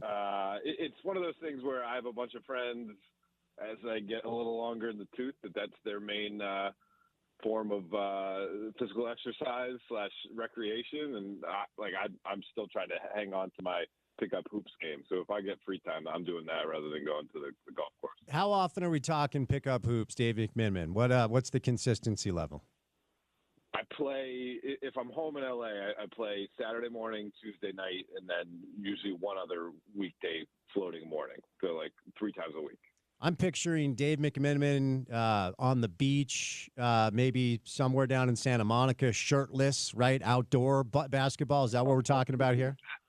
Never. No. I gave up outdoor basketball about 10 years ago. It's so bad on your knees. So I got a couple of nice little indoor setups. It's all organized pickup. So it's guys that I've known for a decade plus. A lot of guys played high school ball. Some played college ball. So it's guys who know how to play. But you're also one another. You're not getting into random fights. You're not trying to get anybody injured. You're able to, shower and not have a black eye or a bloody nose when you go to work an hour after the pickup game. You play with any of your ESPN cohorts? I have played with them in the past. There's not too many on our staff currently that regularly play. McMahon plays a little bit, and he's got a nice little low post game and a decent catch and shoot jumper. But I think that's the only guy on our current staff that I played with. Chris Haynes plays a bunch. I played with him over the years. We put together a pickup game over All-Star in San Francisco. But yeah, there's fewer and fewer, unfortunately, around the league. I feel like of the guys who cover the NBA that play regularly. You can't get Timmy Goodtime Bontemps out there? He's like a good 6'2". Bontemps will play every once in a while. Okay. Bontemps played we put together a pickup game the morning of my wedding, and Bontemps played in it. And actually, I'll give him credit. He blocked one of my jump shots. It bruised my ego a little bit in the game. But no, Bontemps can play. He stays in shape, but he's more of he's an obsessive Pelotoner. Oh, okay. All right. Very interesting. All right. Moving on, Dave. I don't imagine during your pickup games you are introduced and then you start crying and drop a 45-point, gem on your old team. You were on the scene. You were prominently featured on television, as was our guy Tim McMahon. I got to know what that was like, because there are so many times in a lot of sports where we anticipate the gravity of a moment and wonder whether or not an athlete or a coach or whatever is going to step up and meet that moment. And man, did he meet that moment. And certainly the Lakers were motivated to help Luka get his, and they get the win in what was a really, really unique, special night. What was it like to be there on the scene? Yeah, I don't want to be too foo-foo poetic here, but part of the reason why I wanted to do this job was to be able to explore the human condition and marvel at what people are capable of accomplishing in extreme conditions. And so walking away from the arena last night, you're just shaking your head and you're just blown away by how Luka Doncic was able to compartmentalize, fully feel the moment of the pregame introduction where the Mavericks honored him with about a 3-minute highlight video, and the crowd starts chanting his name, and let that wash over him and be vulnerable enough and, quite frankly, man enough to cry in front of 20,000 people, and rather than, feel like he has to be, John Wayne about it, and then flip the switch. He was a little shaky for the first 2 minutes in the game. He had a bad pass underneath the basket behind his back that was the turnover, and he had his first shot he missed. But really, from the moment he hit a three right in front of the Lakers bench with about, maybe 8 minutes to go in the first quarter till the end of the game, he was a killer. And it was just an incredible night to watch. And then walking into the post-game locker room for the Lakers afterwards, I'm talking to Austin Reeves, and he's like, man, I didn't want to look at Luke on the bench pregame because I thought if I looked at him crying, I'm going to start crying myself. And he talked to LeBron, and LeBron is like, this is going to be a night that I remember not for the rest of my career, but for the rest of my life. And he was just happy to be a part of it. And JJ Redick, having the sense of the moment to have a separate sub for Luka at the very end of the game with 1:34 to go. So he gets another ovation from the crowd. It's one of those great nights. There's been two nights since regular season games, I should say, since I started covering the NBA back in 2005 that I've regretted that I wasn't able to cover. One was December 2nd, 2010, when LeBron had his first game back in Cleveland as a member of the Heat. And I was covering the Lakers back then, so it wasn't necessarily I had an opportunity to do that. And then it was Kobe's last regular season game with the Lakers. And if I pushed for that, I probably could have covered it. The Cavs had a meaningless end of their regular season that year. They had already locked up their seeding in the Eastern Conference playoffs, and I had covered Kobe for 6 years. So I probably could have pushed for that one. I wish I did because obviously he had the 60-point send-off. This is the only game that I would put anywhere close to the realm of what those two games became. And Luka deserves all the credit in the world. I actually was covering Kobe's last game because I was doing pre-aff and post for the team that he played against, the Utah Jazz. And I remember watching that game and breaking it down afterwards. It was quite a night. But I wanted to kick the tires, Dave, since you were there, with the reaction of Dallas Mavericks fans. Because on TV, you could hear the Fire Nico stuff, and then Luka would hit a three, and it felt like all the Laker fans in attendance were super juiced about that. But it also felt like most of the Mavericks fans, from what I could tell on television, were pulling for Luka to have a good night. How many Mavericks fans were cheering for the Mavs? Like, what was it like to be there? What was the fan reaction? Yeah. Well, they have those, artificial energy prompts on the Jumbotron sometimes during timeouts where it's like the noise meter. They had zero effect on the crowd. And there were several times throughout the game where I was sitting next to Dan Wojcicki of the LA Times, who covers the Lakers as well. And we're like, oh, wow, look at this. Like, no one's responding to that. So I think the general interest of Mavs fans last night was to cheer Luka. And then when there was breaks in the action, have the Fire Nico chant. And the Fire Nico chant, it started just when the Lakers shot free throws. And by the end of the game, it was when the Mavericks were shooting free throws as well. That said, I thought that it didn't cross the line. Of course, it had to be uncomfortable for Nico Harrison, who stood in a tunnel kind of in between the Lakers bench and the Mavericks bench. He was mostly out of sight, but if you knew where to look, you could see him. But the Dallas fans really poured their support for Luka. You saw so many families wearing, different versions of Mavs Luka jerseys that, of course, they'd been purchased over his 6.5-year career there. The Luka chant, that followed right after the tribute video that played, echoed throughout the arena, gave me goosebumps when I heard it. There was a little bit of an MVP chant for Luka at one point. And in the first quarter, whenever he touched the ball, it was just pure adulation cheers, which was cool. I mean, the guy is, if you love watching basketball, it's hard to, put him in any category other than a master of the game of basketball. It's a modern Larry Bird with the European twist, I guess. How fitting he scores 40 last night. The bucket that he gets it on is a ridiculous reverse, showing the type of command he has of the game, unlike few I've ever had. And, it was a big night for the Lakers as well. They clinched the playoff spot. They're not going to be in the play-in tournament. And they have 2 games left to get the number 3 seed in the West. And if they get that, you're talking about a week's rest. You're on the opposite side of the bracket as OKC, and you could really do some damage this postseason. Yeah, well, I do want to get there before I set you loose. And, this is going to be a little bit of a loose parallel, but I am a sports talk radio host in Salt Lake City. And so oftentimes I try to consume NBA games and storylines and relate it to certain things that have happened here. And, with the Luka stuff, you hear a lot of nobody trades away a 25-year-old generational talent. And I'm not saying Donovan Mitchell's Luka Doncic, all right? I'm not. But the Jazz did that. The Jazz traded Donovan, really at the beginning of his prime, and certainly 2 different situations, so the parallel is a little loose. But when I saw Luka in tears during the pregame introduction, if I'm a Mavericks fan, it makes me even more upset because it reaffirms the reporting of you and others that he very much did not want this to happen. Now, look, he's a Laker. He's in Los Angeles. He's going to be just fine. He'll acclimate, and he'll be a legend in a place where all these guys want to live and play. I get all that.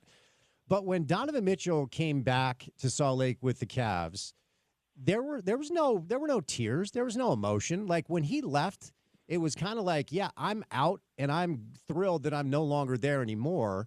And if you're a Jazz fan and you see a generational talent like Luka crying during the pregame introductions, if you're a Mavericks fan, just makes you even more upset because it's like, dude, he wanted Dallas. He wanted to be here, and he's one of the best players in the world.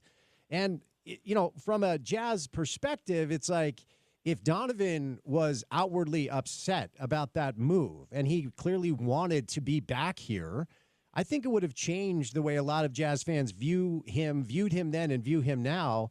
And just from simply, this is a really loose, I'm going to land the plane, but just simply from like a fan perspective, the fact that you just saw that generational dude is so upset that he was traded away from your team, it probably makes the vitriol towards the Dallas front office even more intense. Does that make sense at all?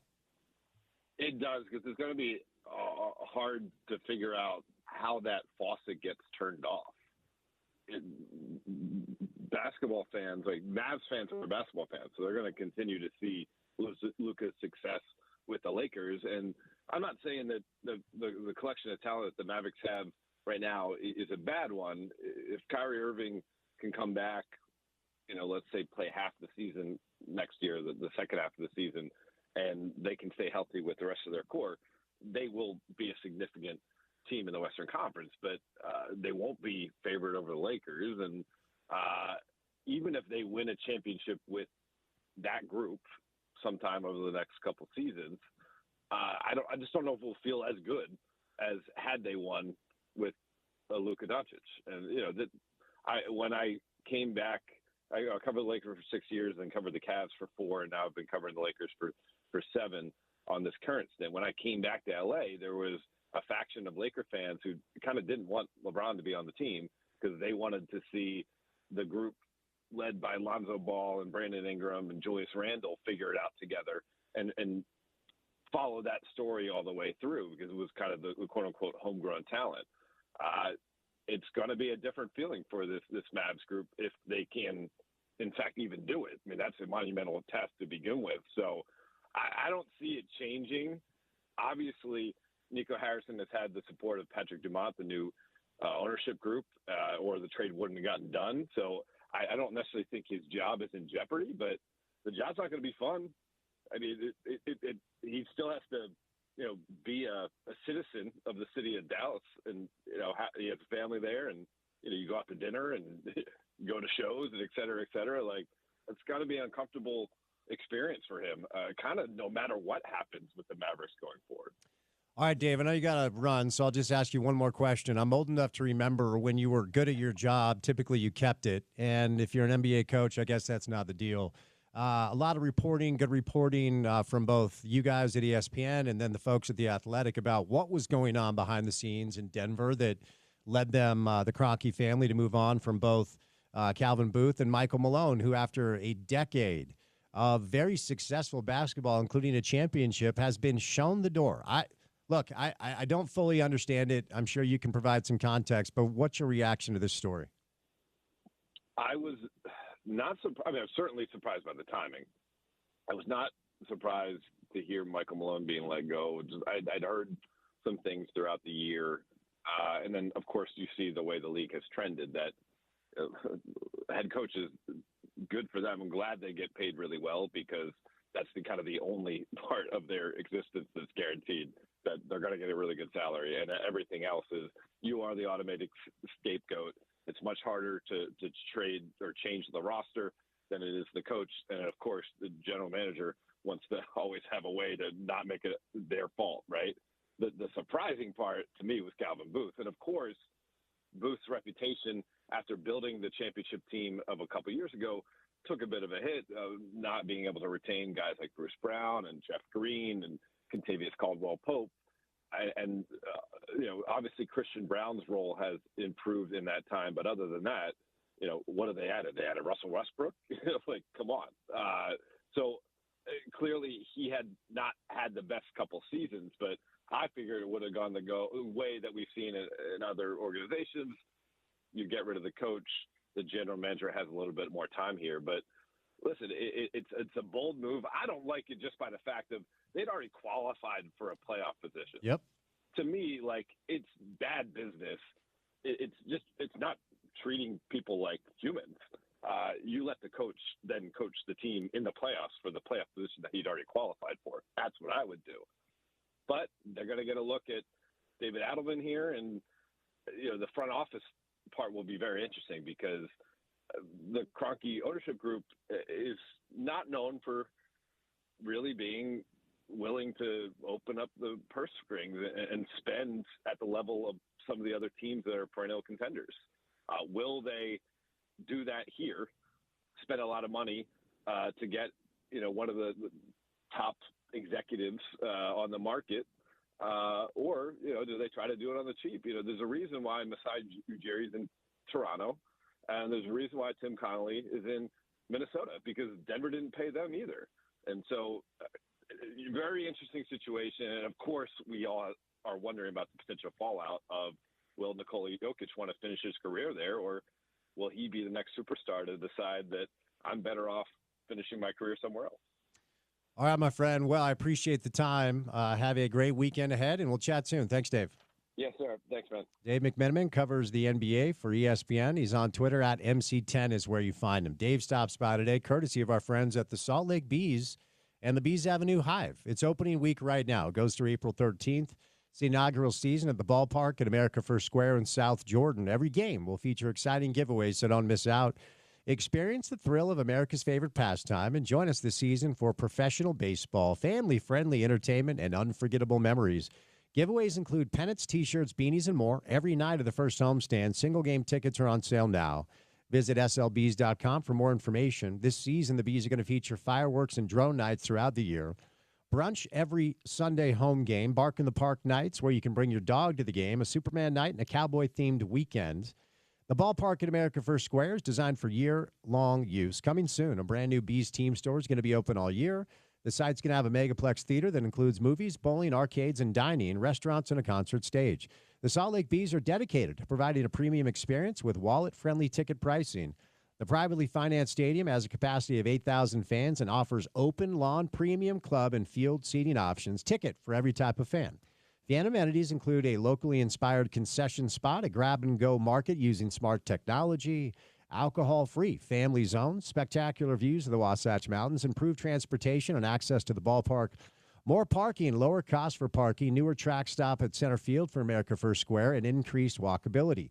Curated game day experience for fans at America First Square, comfortable seats, an expansive video board, premium seating options, and fans seated behind home plate in the new field suites will be closer to the batter than the pitcher is. Visit slbees.com to get your tickets and come see the Bees. All right, 2 hours down, 2 hours to go. Your 4 o'clock hour looks like this. Pablo Mastroianni, head coach of RSL, little sports court with our friends from Handy and Handy. And then the defensive coordinator and head coach in waiting for the Utah football program, Morgan Scally, will stop by on the other side of 5 o'clock. Busy Thursday show. Good to have you with us on The Drive with Spence Checketts on ESPN 700, 92.1 FM. We are proud to be part of Utah's ESPN radio network.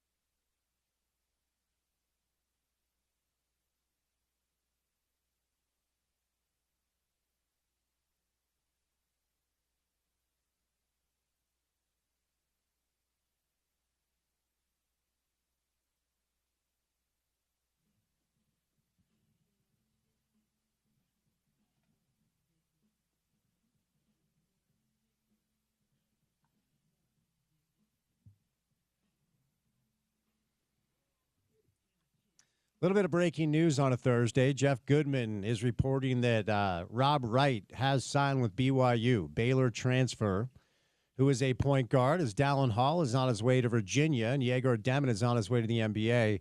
Rob Wright recently signed a contract for more than $1 million to stay at Baylor. But according to Jeff Goodman, BYU is paying Rob Wright $3 million to play college basketball down in Provo. AJ DeBanza getting $7 million, Rob Wright getting $3 million, $10 million for two players that will probably be there for 1 year for BYU basketball. All right, RSL is back in action coming up on Saturday against Nashville. Pablo Mastroeni, head coach, Real Salt Lake, Thursday afternoon. Pablo, happy Thursday, man. How we doing? Happy Thursday, Spence. Doing great. Just on the way home from a day's work. That a guy. All right. Most important thing, your pick to win the Masters. I got Scheffler. Okay, come on. You know what? I'm taking Scotty off. Well, okay. Well, then I have who's my? I picked four guys, and Hovland's not cutting it. Who else do I have? You can have Scotty. You can have Scotty, Pablo. It's just it feels like this is another situation where he's trending up. He won it a year ago. And look, I just think when he is playing top shelf, he's just the guy that everyone else has to beat. So if you want to take Scotty, I'll let you take Scotty. Yeah, you know what I've been surprised too is like Dustin Johnson. It wasn't too long ago where he was in the same boat as Scheffler is currently at, right? Where there was in a tournament he wasn't top 3, top 4.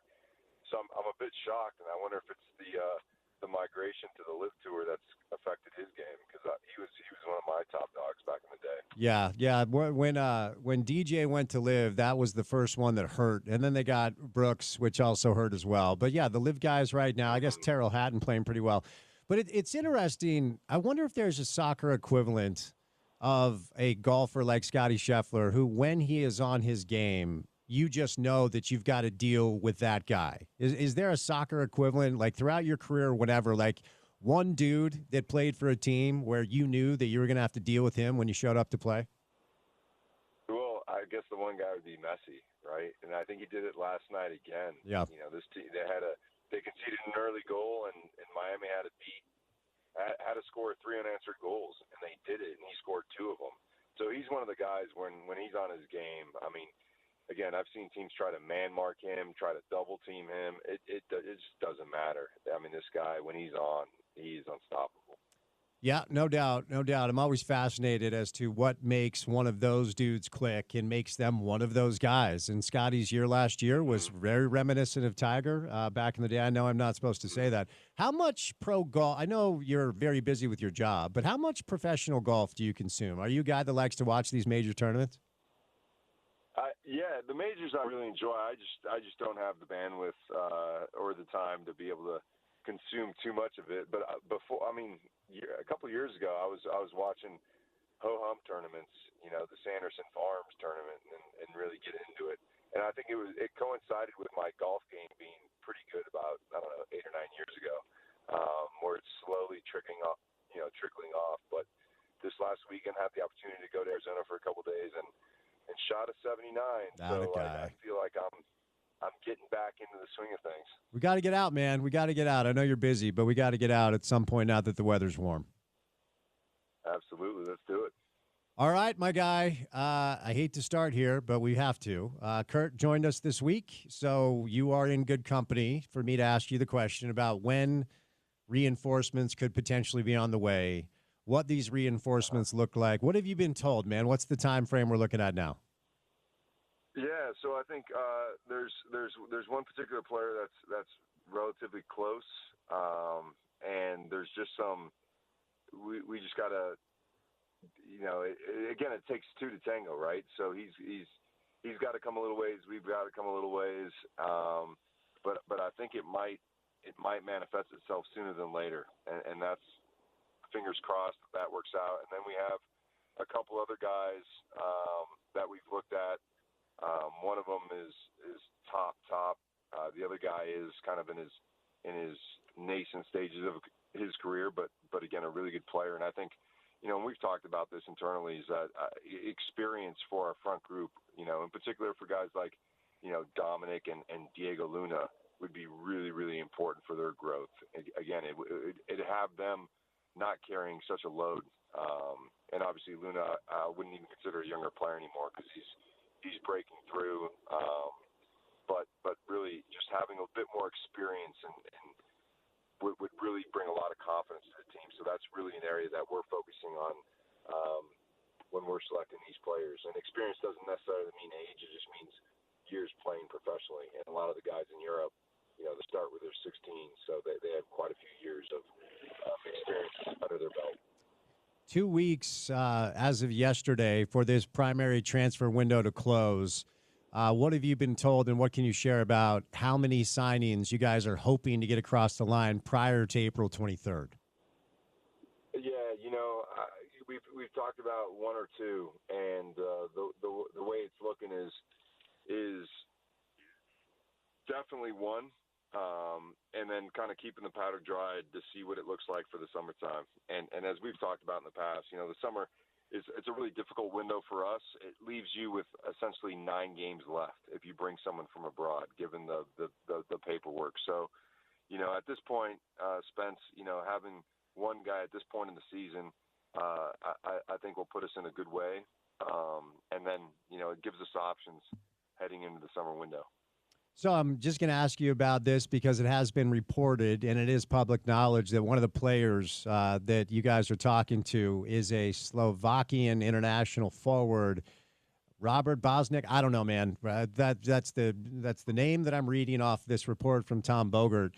Can you confirm or deny whether or not this is the player that could potentially be on the way?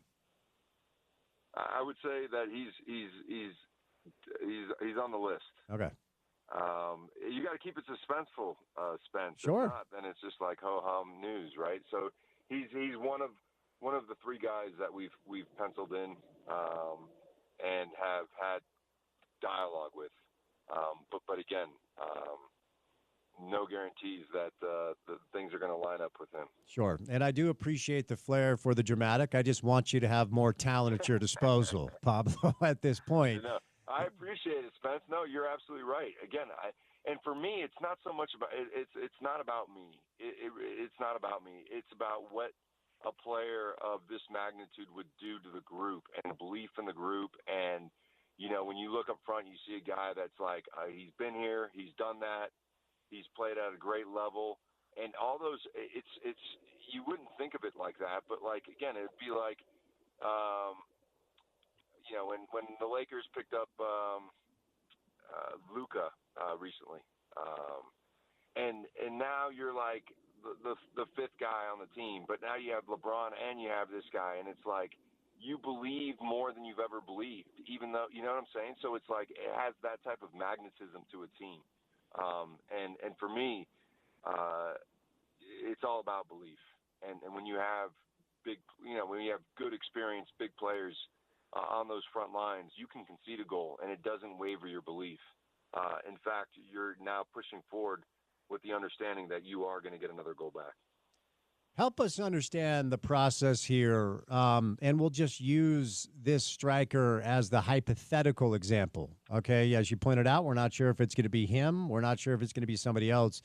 But whoever it is, number 9, okay, and again, the transfer window closes in 2 weeks. But look, even if you get him on the ground tomorrow, he's not starting against Nashville. So what's the process? What's realistic to expect for RSL fans chomping at the bit for a signing to get done and then to land and then get acclimated? When is it reasonable to expect to see him in your lineup and actually playing well? Yeah, well, the playing well piece is there's a lot of variables, but the one good thing is that typically it's a minimum of a month when he signs, right? So whenever he signs, you can give yourself exactly a month, and hopefully in the next 10 days after he signs, he's on the ground in Salt Lake. So that affords him another 20 days of training with the team, acclimating to the team, acclimating to the weather, altitude, those type of things. And so typically it's a month from when the player signed from abroad that he's able to participate. So again, not ideal, from our perspective, but that's just the reality of it. And that's why I keep telling you, like from my chair, that you've got to put all your attention on the players that are currently in the clubhouse, and you cannot be caught looking ahead, because those times that's 4 games, and those 4 games are critical. So, but it's typically a month. So, in the theme, in the spirit of focusing on the players that you have at your disposal, do you feel good about where your group is at right now in order to be able to add the right piece and then, boom, here we go? I mean, I still believe you have holes, and I still believe that you need talent additions, but do you have the other pieces in place that if the other right piece falls into place, you're confident about what you can do? Yeah, no, I think, again, when I look at our group and I look at our last game, right, and we played a LA Galaxy side that was missing a couple important pieces, but again, we played the team that was in front of us, and I think, in particular, the first half, the way we attacked the game and the way we created a lot of really great opportunities, and then we scored 2 goals. So, I think it's early days in the season, and oftentimes when you're not getting the results, you're obviously extremely disappointed. But there's a lot of things that are happening in those games that we're going back to the video room and we're assessing as a group, and we're talking about, okay, so if we don't have this player, then Diego and Diogo, you've got to get in the box. And typically they're 2 players that like to hang out at the top of the box because it's less crowded. They both have good shots. But in this particular game against LA, Diego Luna was in prime real estate. And, one of them he took really well. It was a well-executed play. The other one was a good cross, but the defender took a bad touch, which is why we want numbers in the box, because there's so many things that can happen when the ball's in dangerous areas. But if you don't have any players in those areas, well then, you're not going to score the goals. So, and so looking at Diego and Diogo in particular, and their positioning in the attacking part of the field has improved game over game. And the same thing happened in Houston when they were in good spots. But it's almost a habit that we have to break. So, to answer your question, if we bring in a 9 that is a guy that can score goals. Well, now we in this time that we haven't had him, we've worked on the players that we do have to not only score goals, but to also now have 3 players that teams have to worry about as opposed to the 1. So, I think, and not to mention the confidence piece and all the different, intangibles that this player will bring to our group, I think we'll be in a good way. So I wanted to ask you about Diogo. He has the breakaway, and you just have to put it on frame, right? You got to make the keeper make a save. And so that was a tough moment, but I've got to say, for his ability just to put that, I know you're a huge Ted Lasso guy. I'm just kidding. He's not. But, the memory of a goldfish just to move on right away. And then he's the one that went back and won the ball that provided Diego's first goal. So it's kind of a 2-tiered thing here. The breakaway opportunity, at least make him make a save. But I would imagine you were very pleased with the way he responded after that miss. Yeah, no, that's a great point. It's not easy when finding the net is so difficult, because it is the hardest thing you do in the game. And there's so many aspects of Diogo's game that have improved drastically from last year. And, his leadership in the locker room has been great. And so there's so many different things. And I think that the aspect that you're talking about, the mentality piece, it's really easy to hang your head and not fight for the team when you feel like you've let the team down. It's a really interesting place to be. But I think he showed a lot of resolve, a lot of grit, a lot of perseverance in that action to give the team an opportunity to score a goal, even though it wasn't him.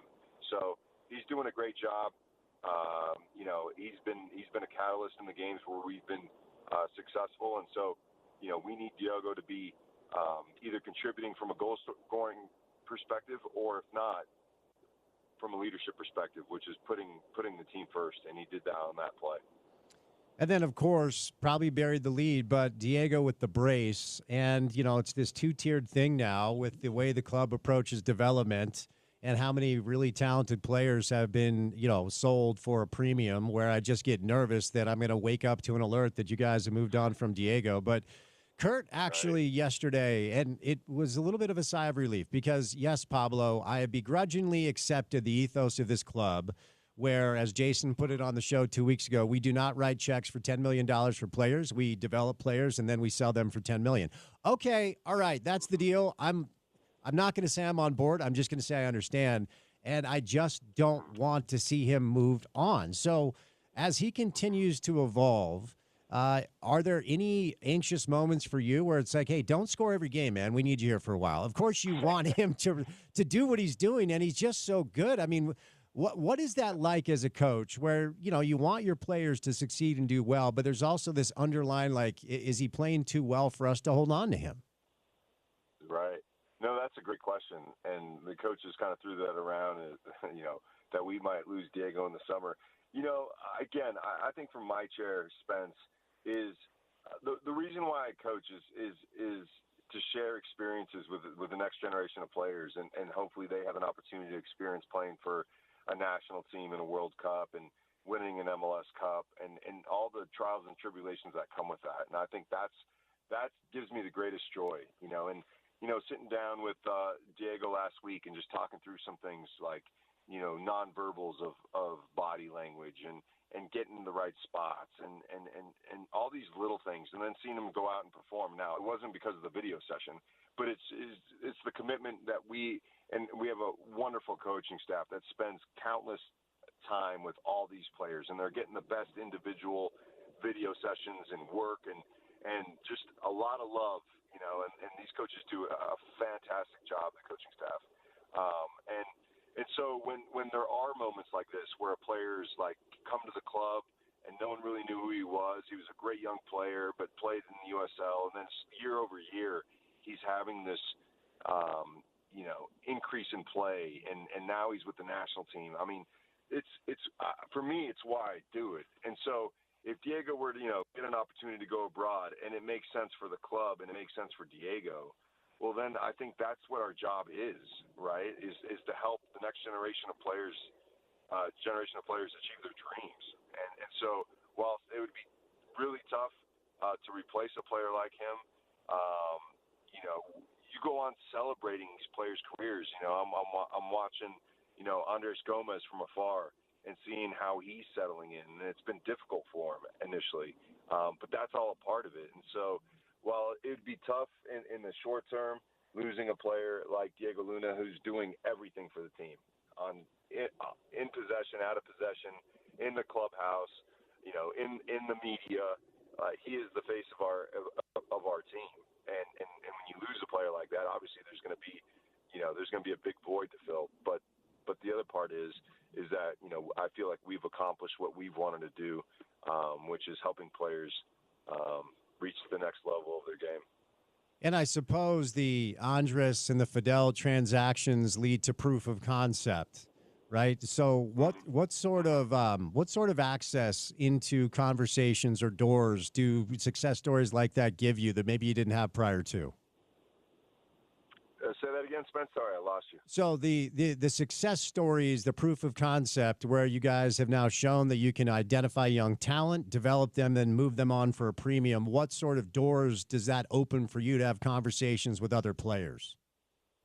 Yeah, it's really a great question because when we were recruiting Dom, one of the things that his agent said was, you guys have done it, and you guys are playing younger players.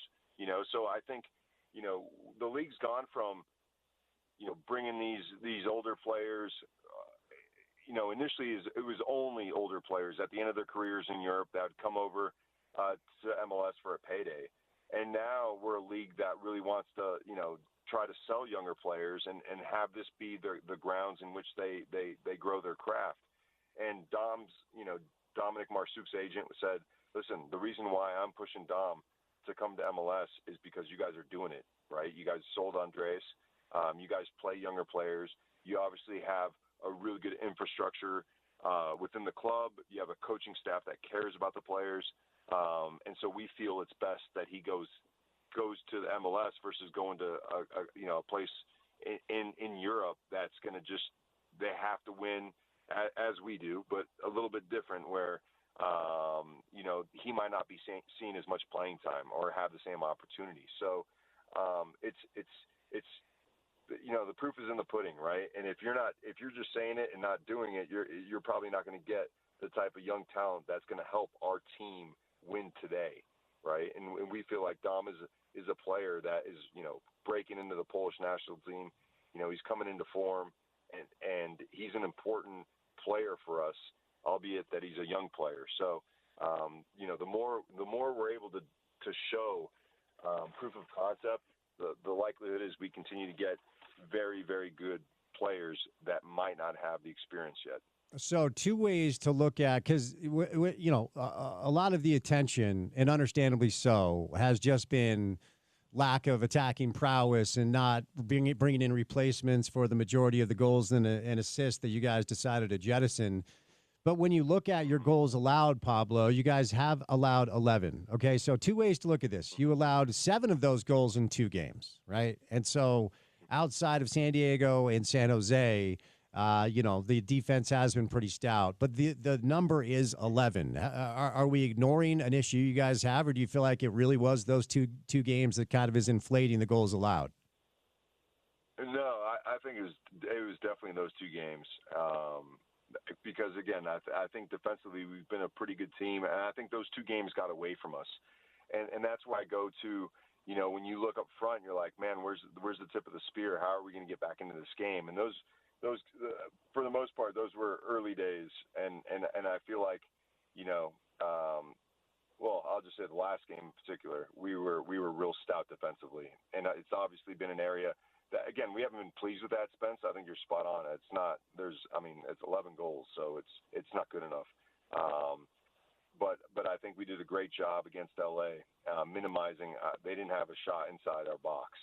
And so real, for me, it's Jay Glad and the pivots doing a great job of organizing our defense, learning from our previous games. And again, we're not going to get a shutout every game, but we've placed a high premium on defending really, really well as a team. And again, the defending starts at the front, right? So if our guys up front in the last game, it was Luna and Ari doing a great job of making it difficult for them and making it predictable for the guys behind them to make plays. And so when I look at that stat, it's not just the back line, it's the whole group. So, hopefully we continue on the same vein heading into Nashville. All right, before I say you loose, let's talk about Nashville. Out of the East, you haven't played them since 2022. How healthy are you? What sort of challenges do they pose? What do you have to do to come home with a result? Yeah, no, I think we're relatively healthy. We have a couple question marks as far as defenders are concerned, but hopefully we get one back tomorrow. And then as far as Nashville, I think they brought in a new coach last year. They're a bit, they want to play, they want to build out of the back, but really the meat and potatoes of their team are their 2 attackers. So they have Sturridge, which is a big, tall, 6'4", 9, who's got great hold-up play. He runs well, but more importantly, he's got an eye for the goal. And then they have Hani Mukhtar, who's, I think, MVP in 22 or 23. And, this guy's got, he plays underneath Sturridge. And so the tandem up front is really the 2 guys that we have to stop. And so I think if we do a good job against those 2 guys and create as many quality chances as we did against LA, we put ourselves in a great position to come away with a great result. Have you looked at the forecast since I do this to you every week? Yeah, it's going to be a little bit chilly. I think the high is 60.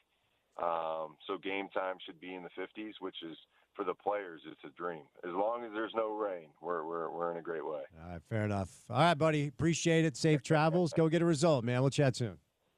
Thanks, Spence. Appreciate it, bud. Pablo Mastroeni, head coach of RSL. Nashville is the opponent coming up. Saturday, 6:30 is where you can see that. It's on It's on Apple TV because That's how you have to do it these days to watch MLS soccer. So appreciate Pablo's time. A lot of reports out there about potential players on the way, and we'll see if any of these get across the dotted line. Prior to that, April 23rd date where the primary transfer window closes. All right, before we catch a break, it's time now for our Uinta Golf PGA Tour leaderboard update. Masters going on, Augusta National. Beautiful day here in Salt Lake. Gorgeous, gorgeous conditions at Augusta. And have a day, Justin Rose. 7 under par, 65. Good for the leader in the clubhouse. Corey Connors, the Canadian. Scotty Scheffler and Bryson DeChambeau. All at 4 under par.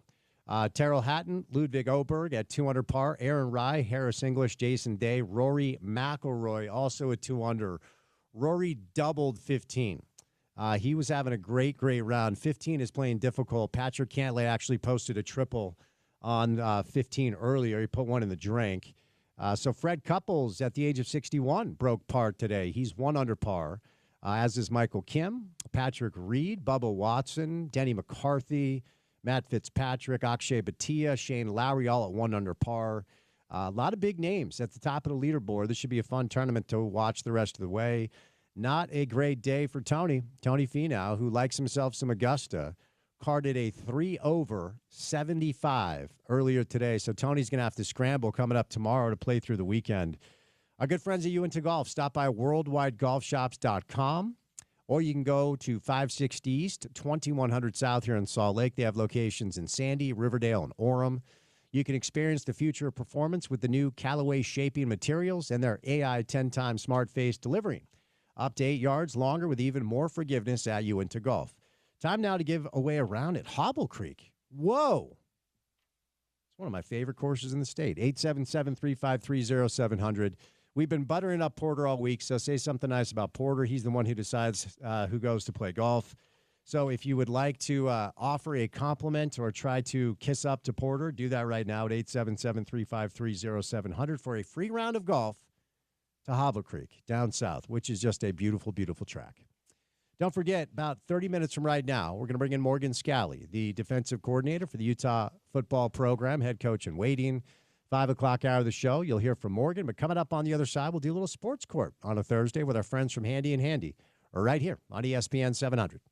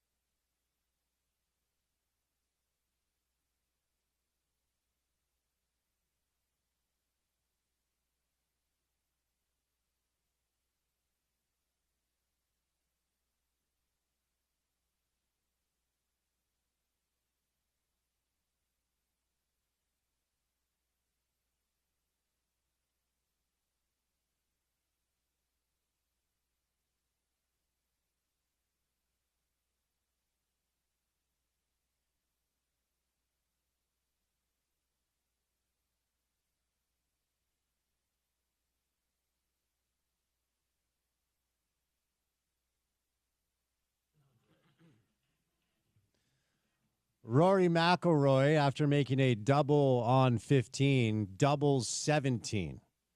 Now he moves on to 18 to see if he can make something out of it. There's a lot of work to do to complete that career Grand Slam. He's now even par through 17 holes.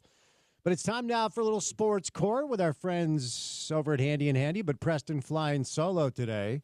Preston, are you a golf guy at all? Do you like to play? Do you like to watch?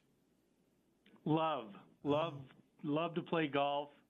I'm a pretty good but average golfer. I love to watch golf. It's one of my top maybe two events to watch, and especially the majors and Masters. One of my favorite weekends. It really is. Love it. Been following it all day. Where do you we play? Want to talk about that? Let's do that. No, let's just talk all golf today. Where do you like to play? Well, I'm a member of the Salt Lake Country Club, and would love to have you come join me sometime. I was going to say, Preston, I'll go ahead and give myself an open invite to play with you at the Country Club anytime you want. You've got my number. Just go ahead and use it. Yeah, I got your email, but it's a deal. It's there a you date. go. Who do you like to win? Who do you think's winning the Masters? Who do I think's winning? I think I think Scheffler's just so steady. Golly, he's just so steady. He is. And it's easy for even the best guys to make big mistakes and all of a sudden throw up a double. And you saw that with Rory on 2 holes. He was cruising along, wasn't he? What's the best part of your game? What's the part that needs the most work? I make up for things with my short game for sure. Nice, very nice. For sure, Very I'd like nice. to add. I'd definitely like to add some distance to the drive.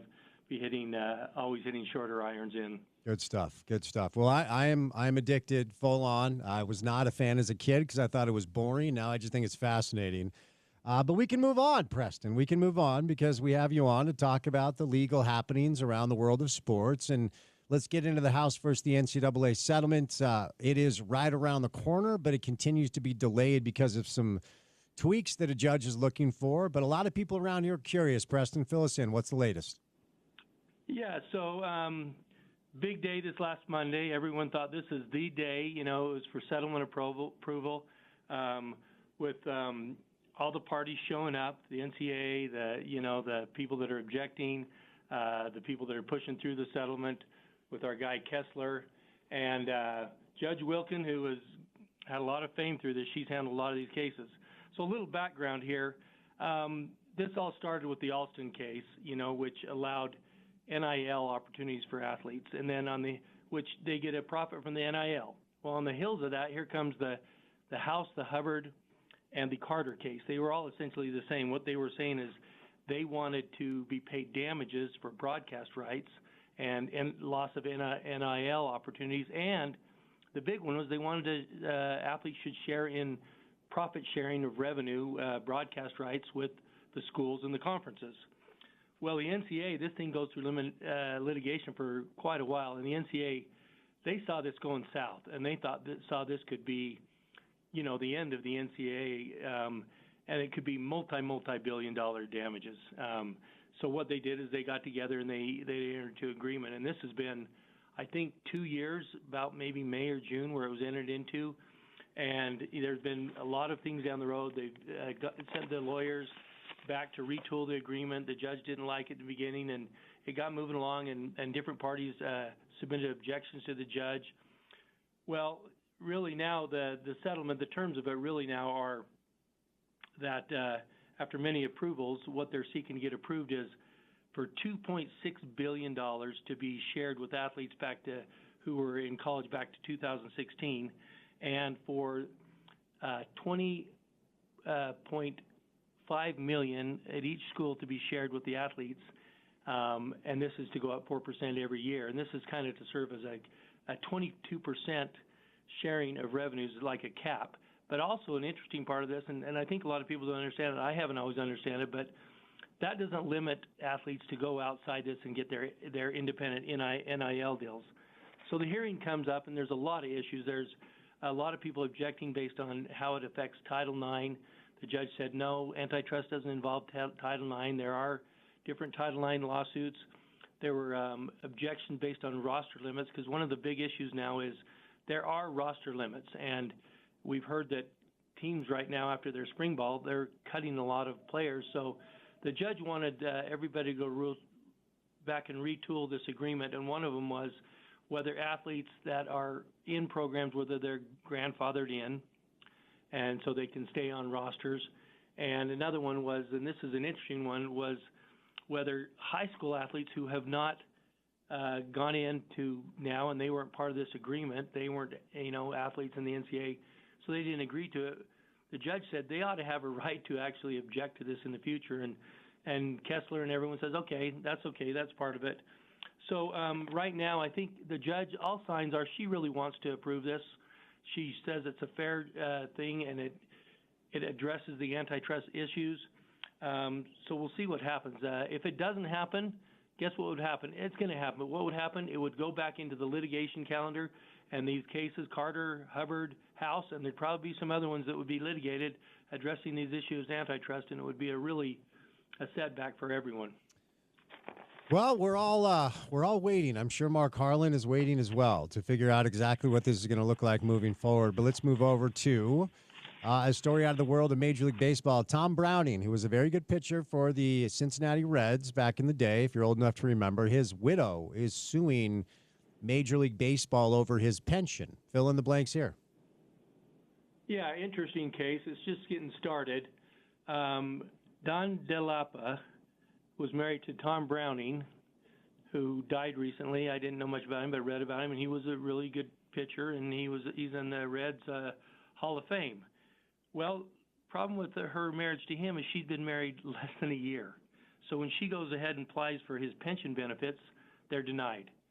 And then she appeals it to the board, the retirement board, and it's denied again. So now she's filed a lawsuit against Major League Baseball, the pension group and the board. And that it kind of turns on this issue.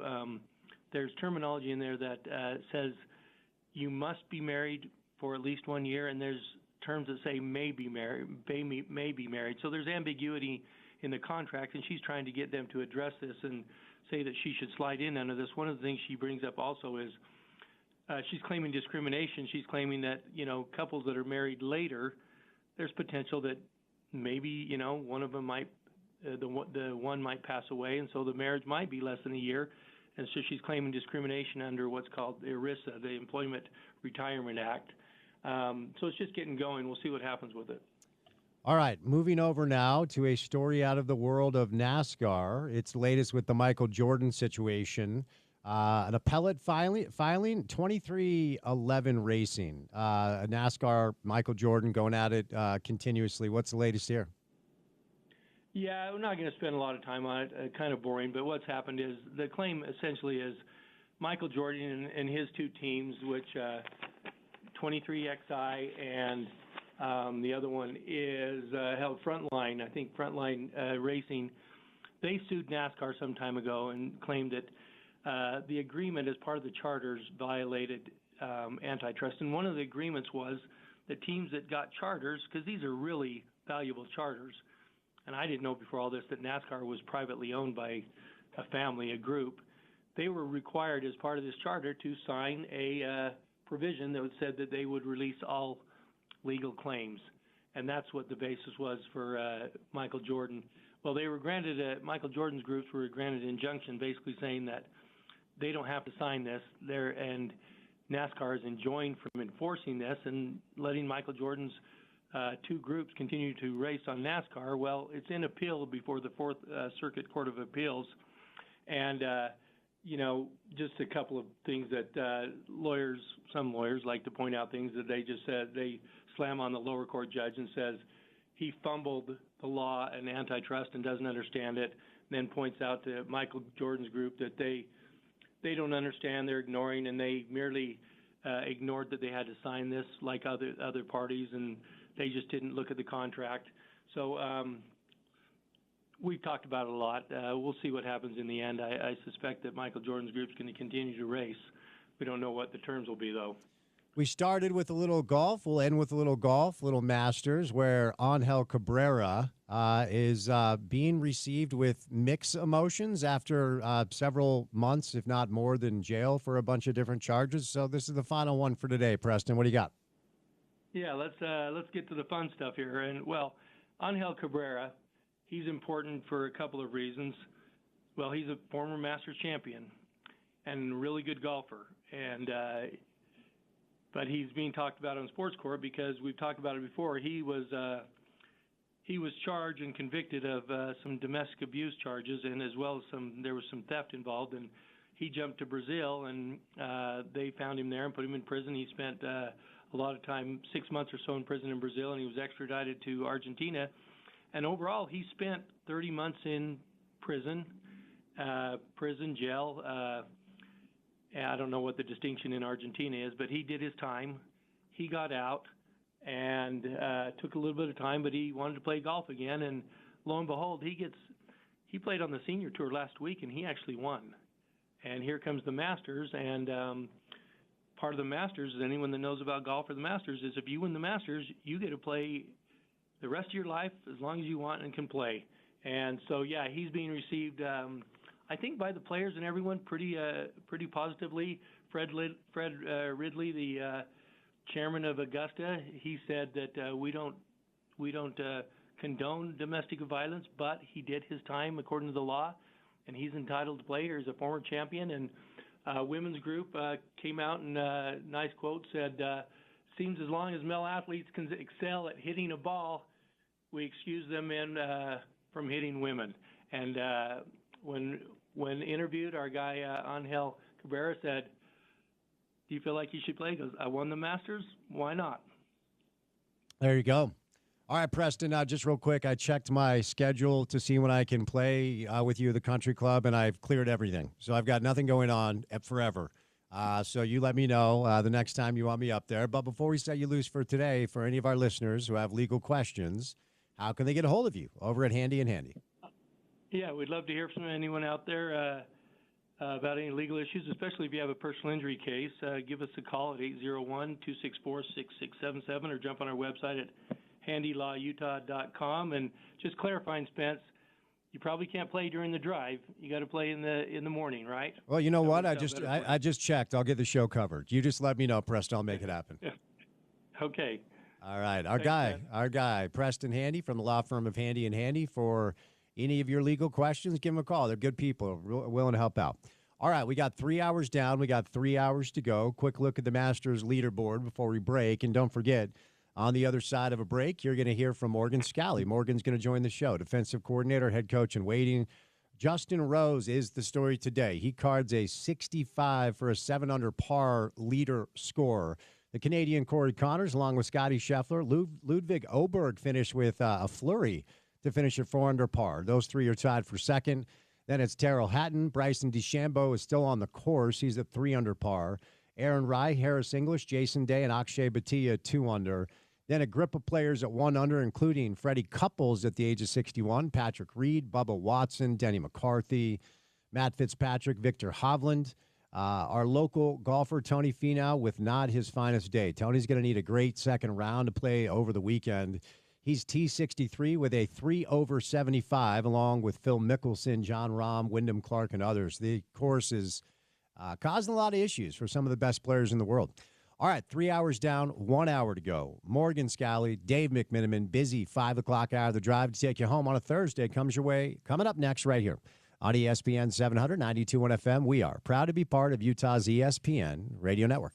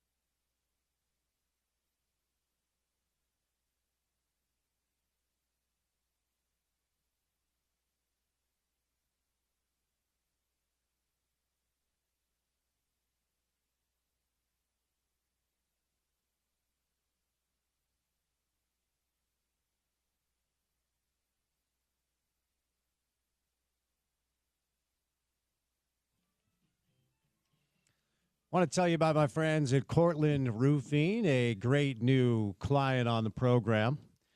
Cortland Roofing is your go-to for all of your re-roofing, your roof repairs, and your roof maintenance needs.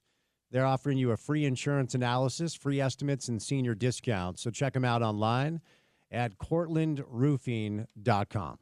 Day one of the Masters, Augusta, Georgia, at the Augusta National Golf Club, where conditions just looked to be pristine. Featured Justin Rose going low, 65, 7 under par. He is your leader. Corey Connor, Scotty Scheffler, and Ludwig Oberg all carded 68s. They are right behind, well, 3 shots behind. They're in second place. Great day for Justin Rose. Terrell Hatton, Bryson DeChambeau, 3 under par. And then Aaron Rai, Harris English, Jason Day, and Akshay Bhatia at 2 under. Tony Finau, our local guy, of course, we're always cheering for Tony, is going to need a massive day 2 to play the weekend. He is at 3 over par. And with Justin Rose setting the standard at 7 under, I'm not sure where the cut line is going to be, but Tony's going to have a good day tomorrow, as will Wyndham Clark, as will Phil Mickelson, Mike Weir, Sam Burns, Brooke Koepka, Patrick Cantlay, Dustin Johnson, Max Homa. A lot of really good golfers struggling day one of the Masters. So there you go. Final home game of the season for the Utah Hockey Club tonight. Nashville is in town. And following the game, the Utah Hockey Club will announce their postseason award winners, including MVP and other awards. So if you have not seen a hockey game, it's a really fun experience. And the final home game of the season will be tonight for the Utah Hockey Club after a very, I would say, successful year one here in Salt Lake on a number of different levels. They're not going to make the postseason. The wild card is out of reach. They have officially been eliminated, but a fun chase and a really, really exciting young team with a very, very bright future. Big one tonight in the NBA, and we're going to have it for you. Probably the biggest game. No, not probably. The biggest game on the slate for pro basketball tonight is going to be the Timberwolves and the Grizzlies from the Grindhouse, the FedEx Forum in Memphis, Tennessee. And as of right now, the Western Conference continues to be stacked up. The Minnesota Timberwolves are 1 game behind Memphis for the 6th spot. Now, that's important because if you get a top 6 spot, you avoid the play-in, and you don't have to worry about going home early. Golden State has kind of come back down to earth. They're the only team between Memphis and Minnesota. They're a half game behind Memphis and a half game ahead of the Timberwolves. All right, in case you missed it, the rumor became official. Now, Jeff Goodman, one of the best college basketball media members, writers, he's covered the game forever, is reporting that Rob Wright, who signed a $1 million NIL contract to stay at Baylor, broke that contract and is going to BYU, where, according to Jeff Goodman, Brigham Young is paying Rob Wright $3 million to play basketball in Provo. You add that to A.J. DeBanza, who the reports are $7 million. Now, the hard part about breaking these stories down or covering them or talking about them is we don't know for sure. Just those are the reports for people that cover college basketball, that DeBanza is getting $7 million, Rob Wright's getting $3 million. That is $10 million from BYU for 2 players to play for them. One certainly for 1 year. We'll see what Rob Wright ends up doing. The other report is they've offered Richie Saunders a 7-figure contract to stay at BYU. And I just have to wonder how Kalani is digesting this and how the football team is digesting this based off of the reporting from the Salt Lake Tribune of the football team's NIL initiatives being cut prior to the start of last season because of a rough year one of the Big 12. So a lot of BYU, and I'm using air quotes, media members, they work for BYU. They're really not media members. So a lot of BYU employees, a lot of BYU apologists, have taken to social media today to try to spread some sort of narrative that this is not about money, it's about the BYU experience. Just stop it, okay? Just be honest about what it is. This is the game now. You should be proud that your institution is in a place where you can essentially buy the best players out there. Because if you can't do that, you're not going to be able to win.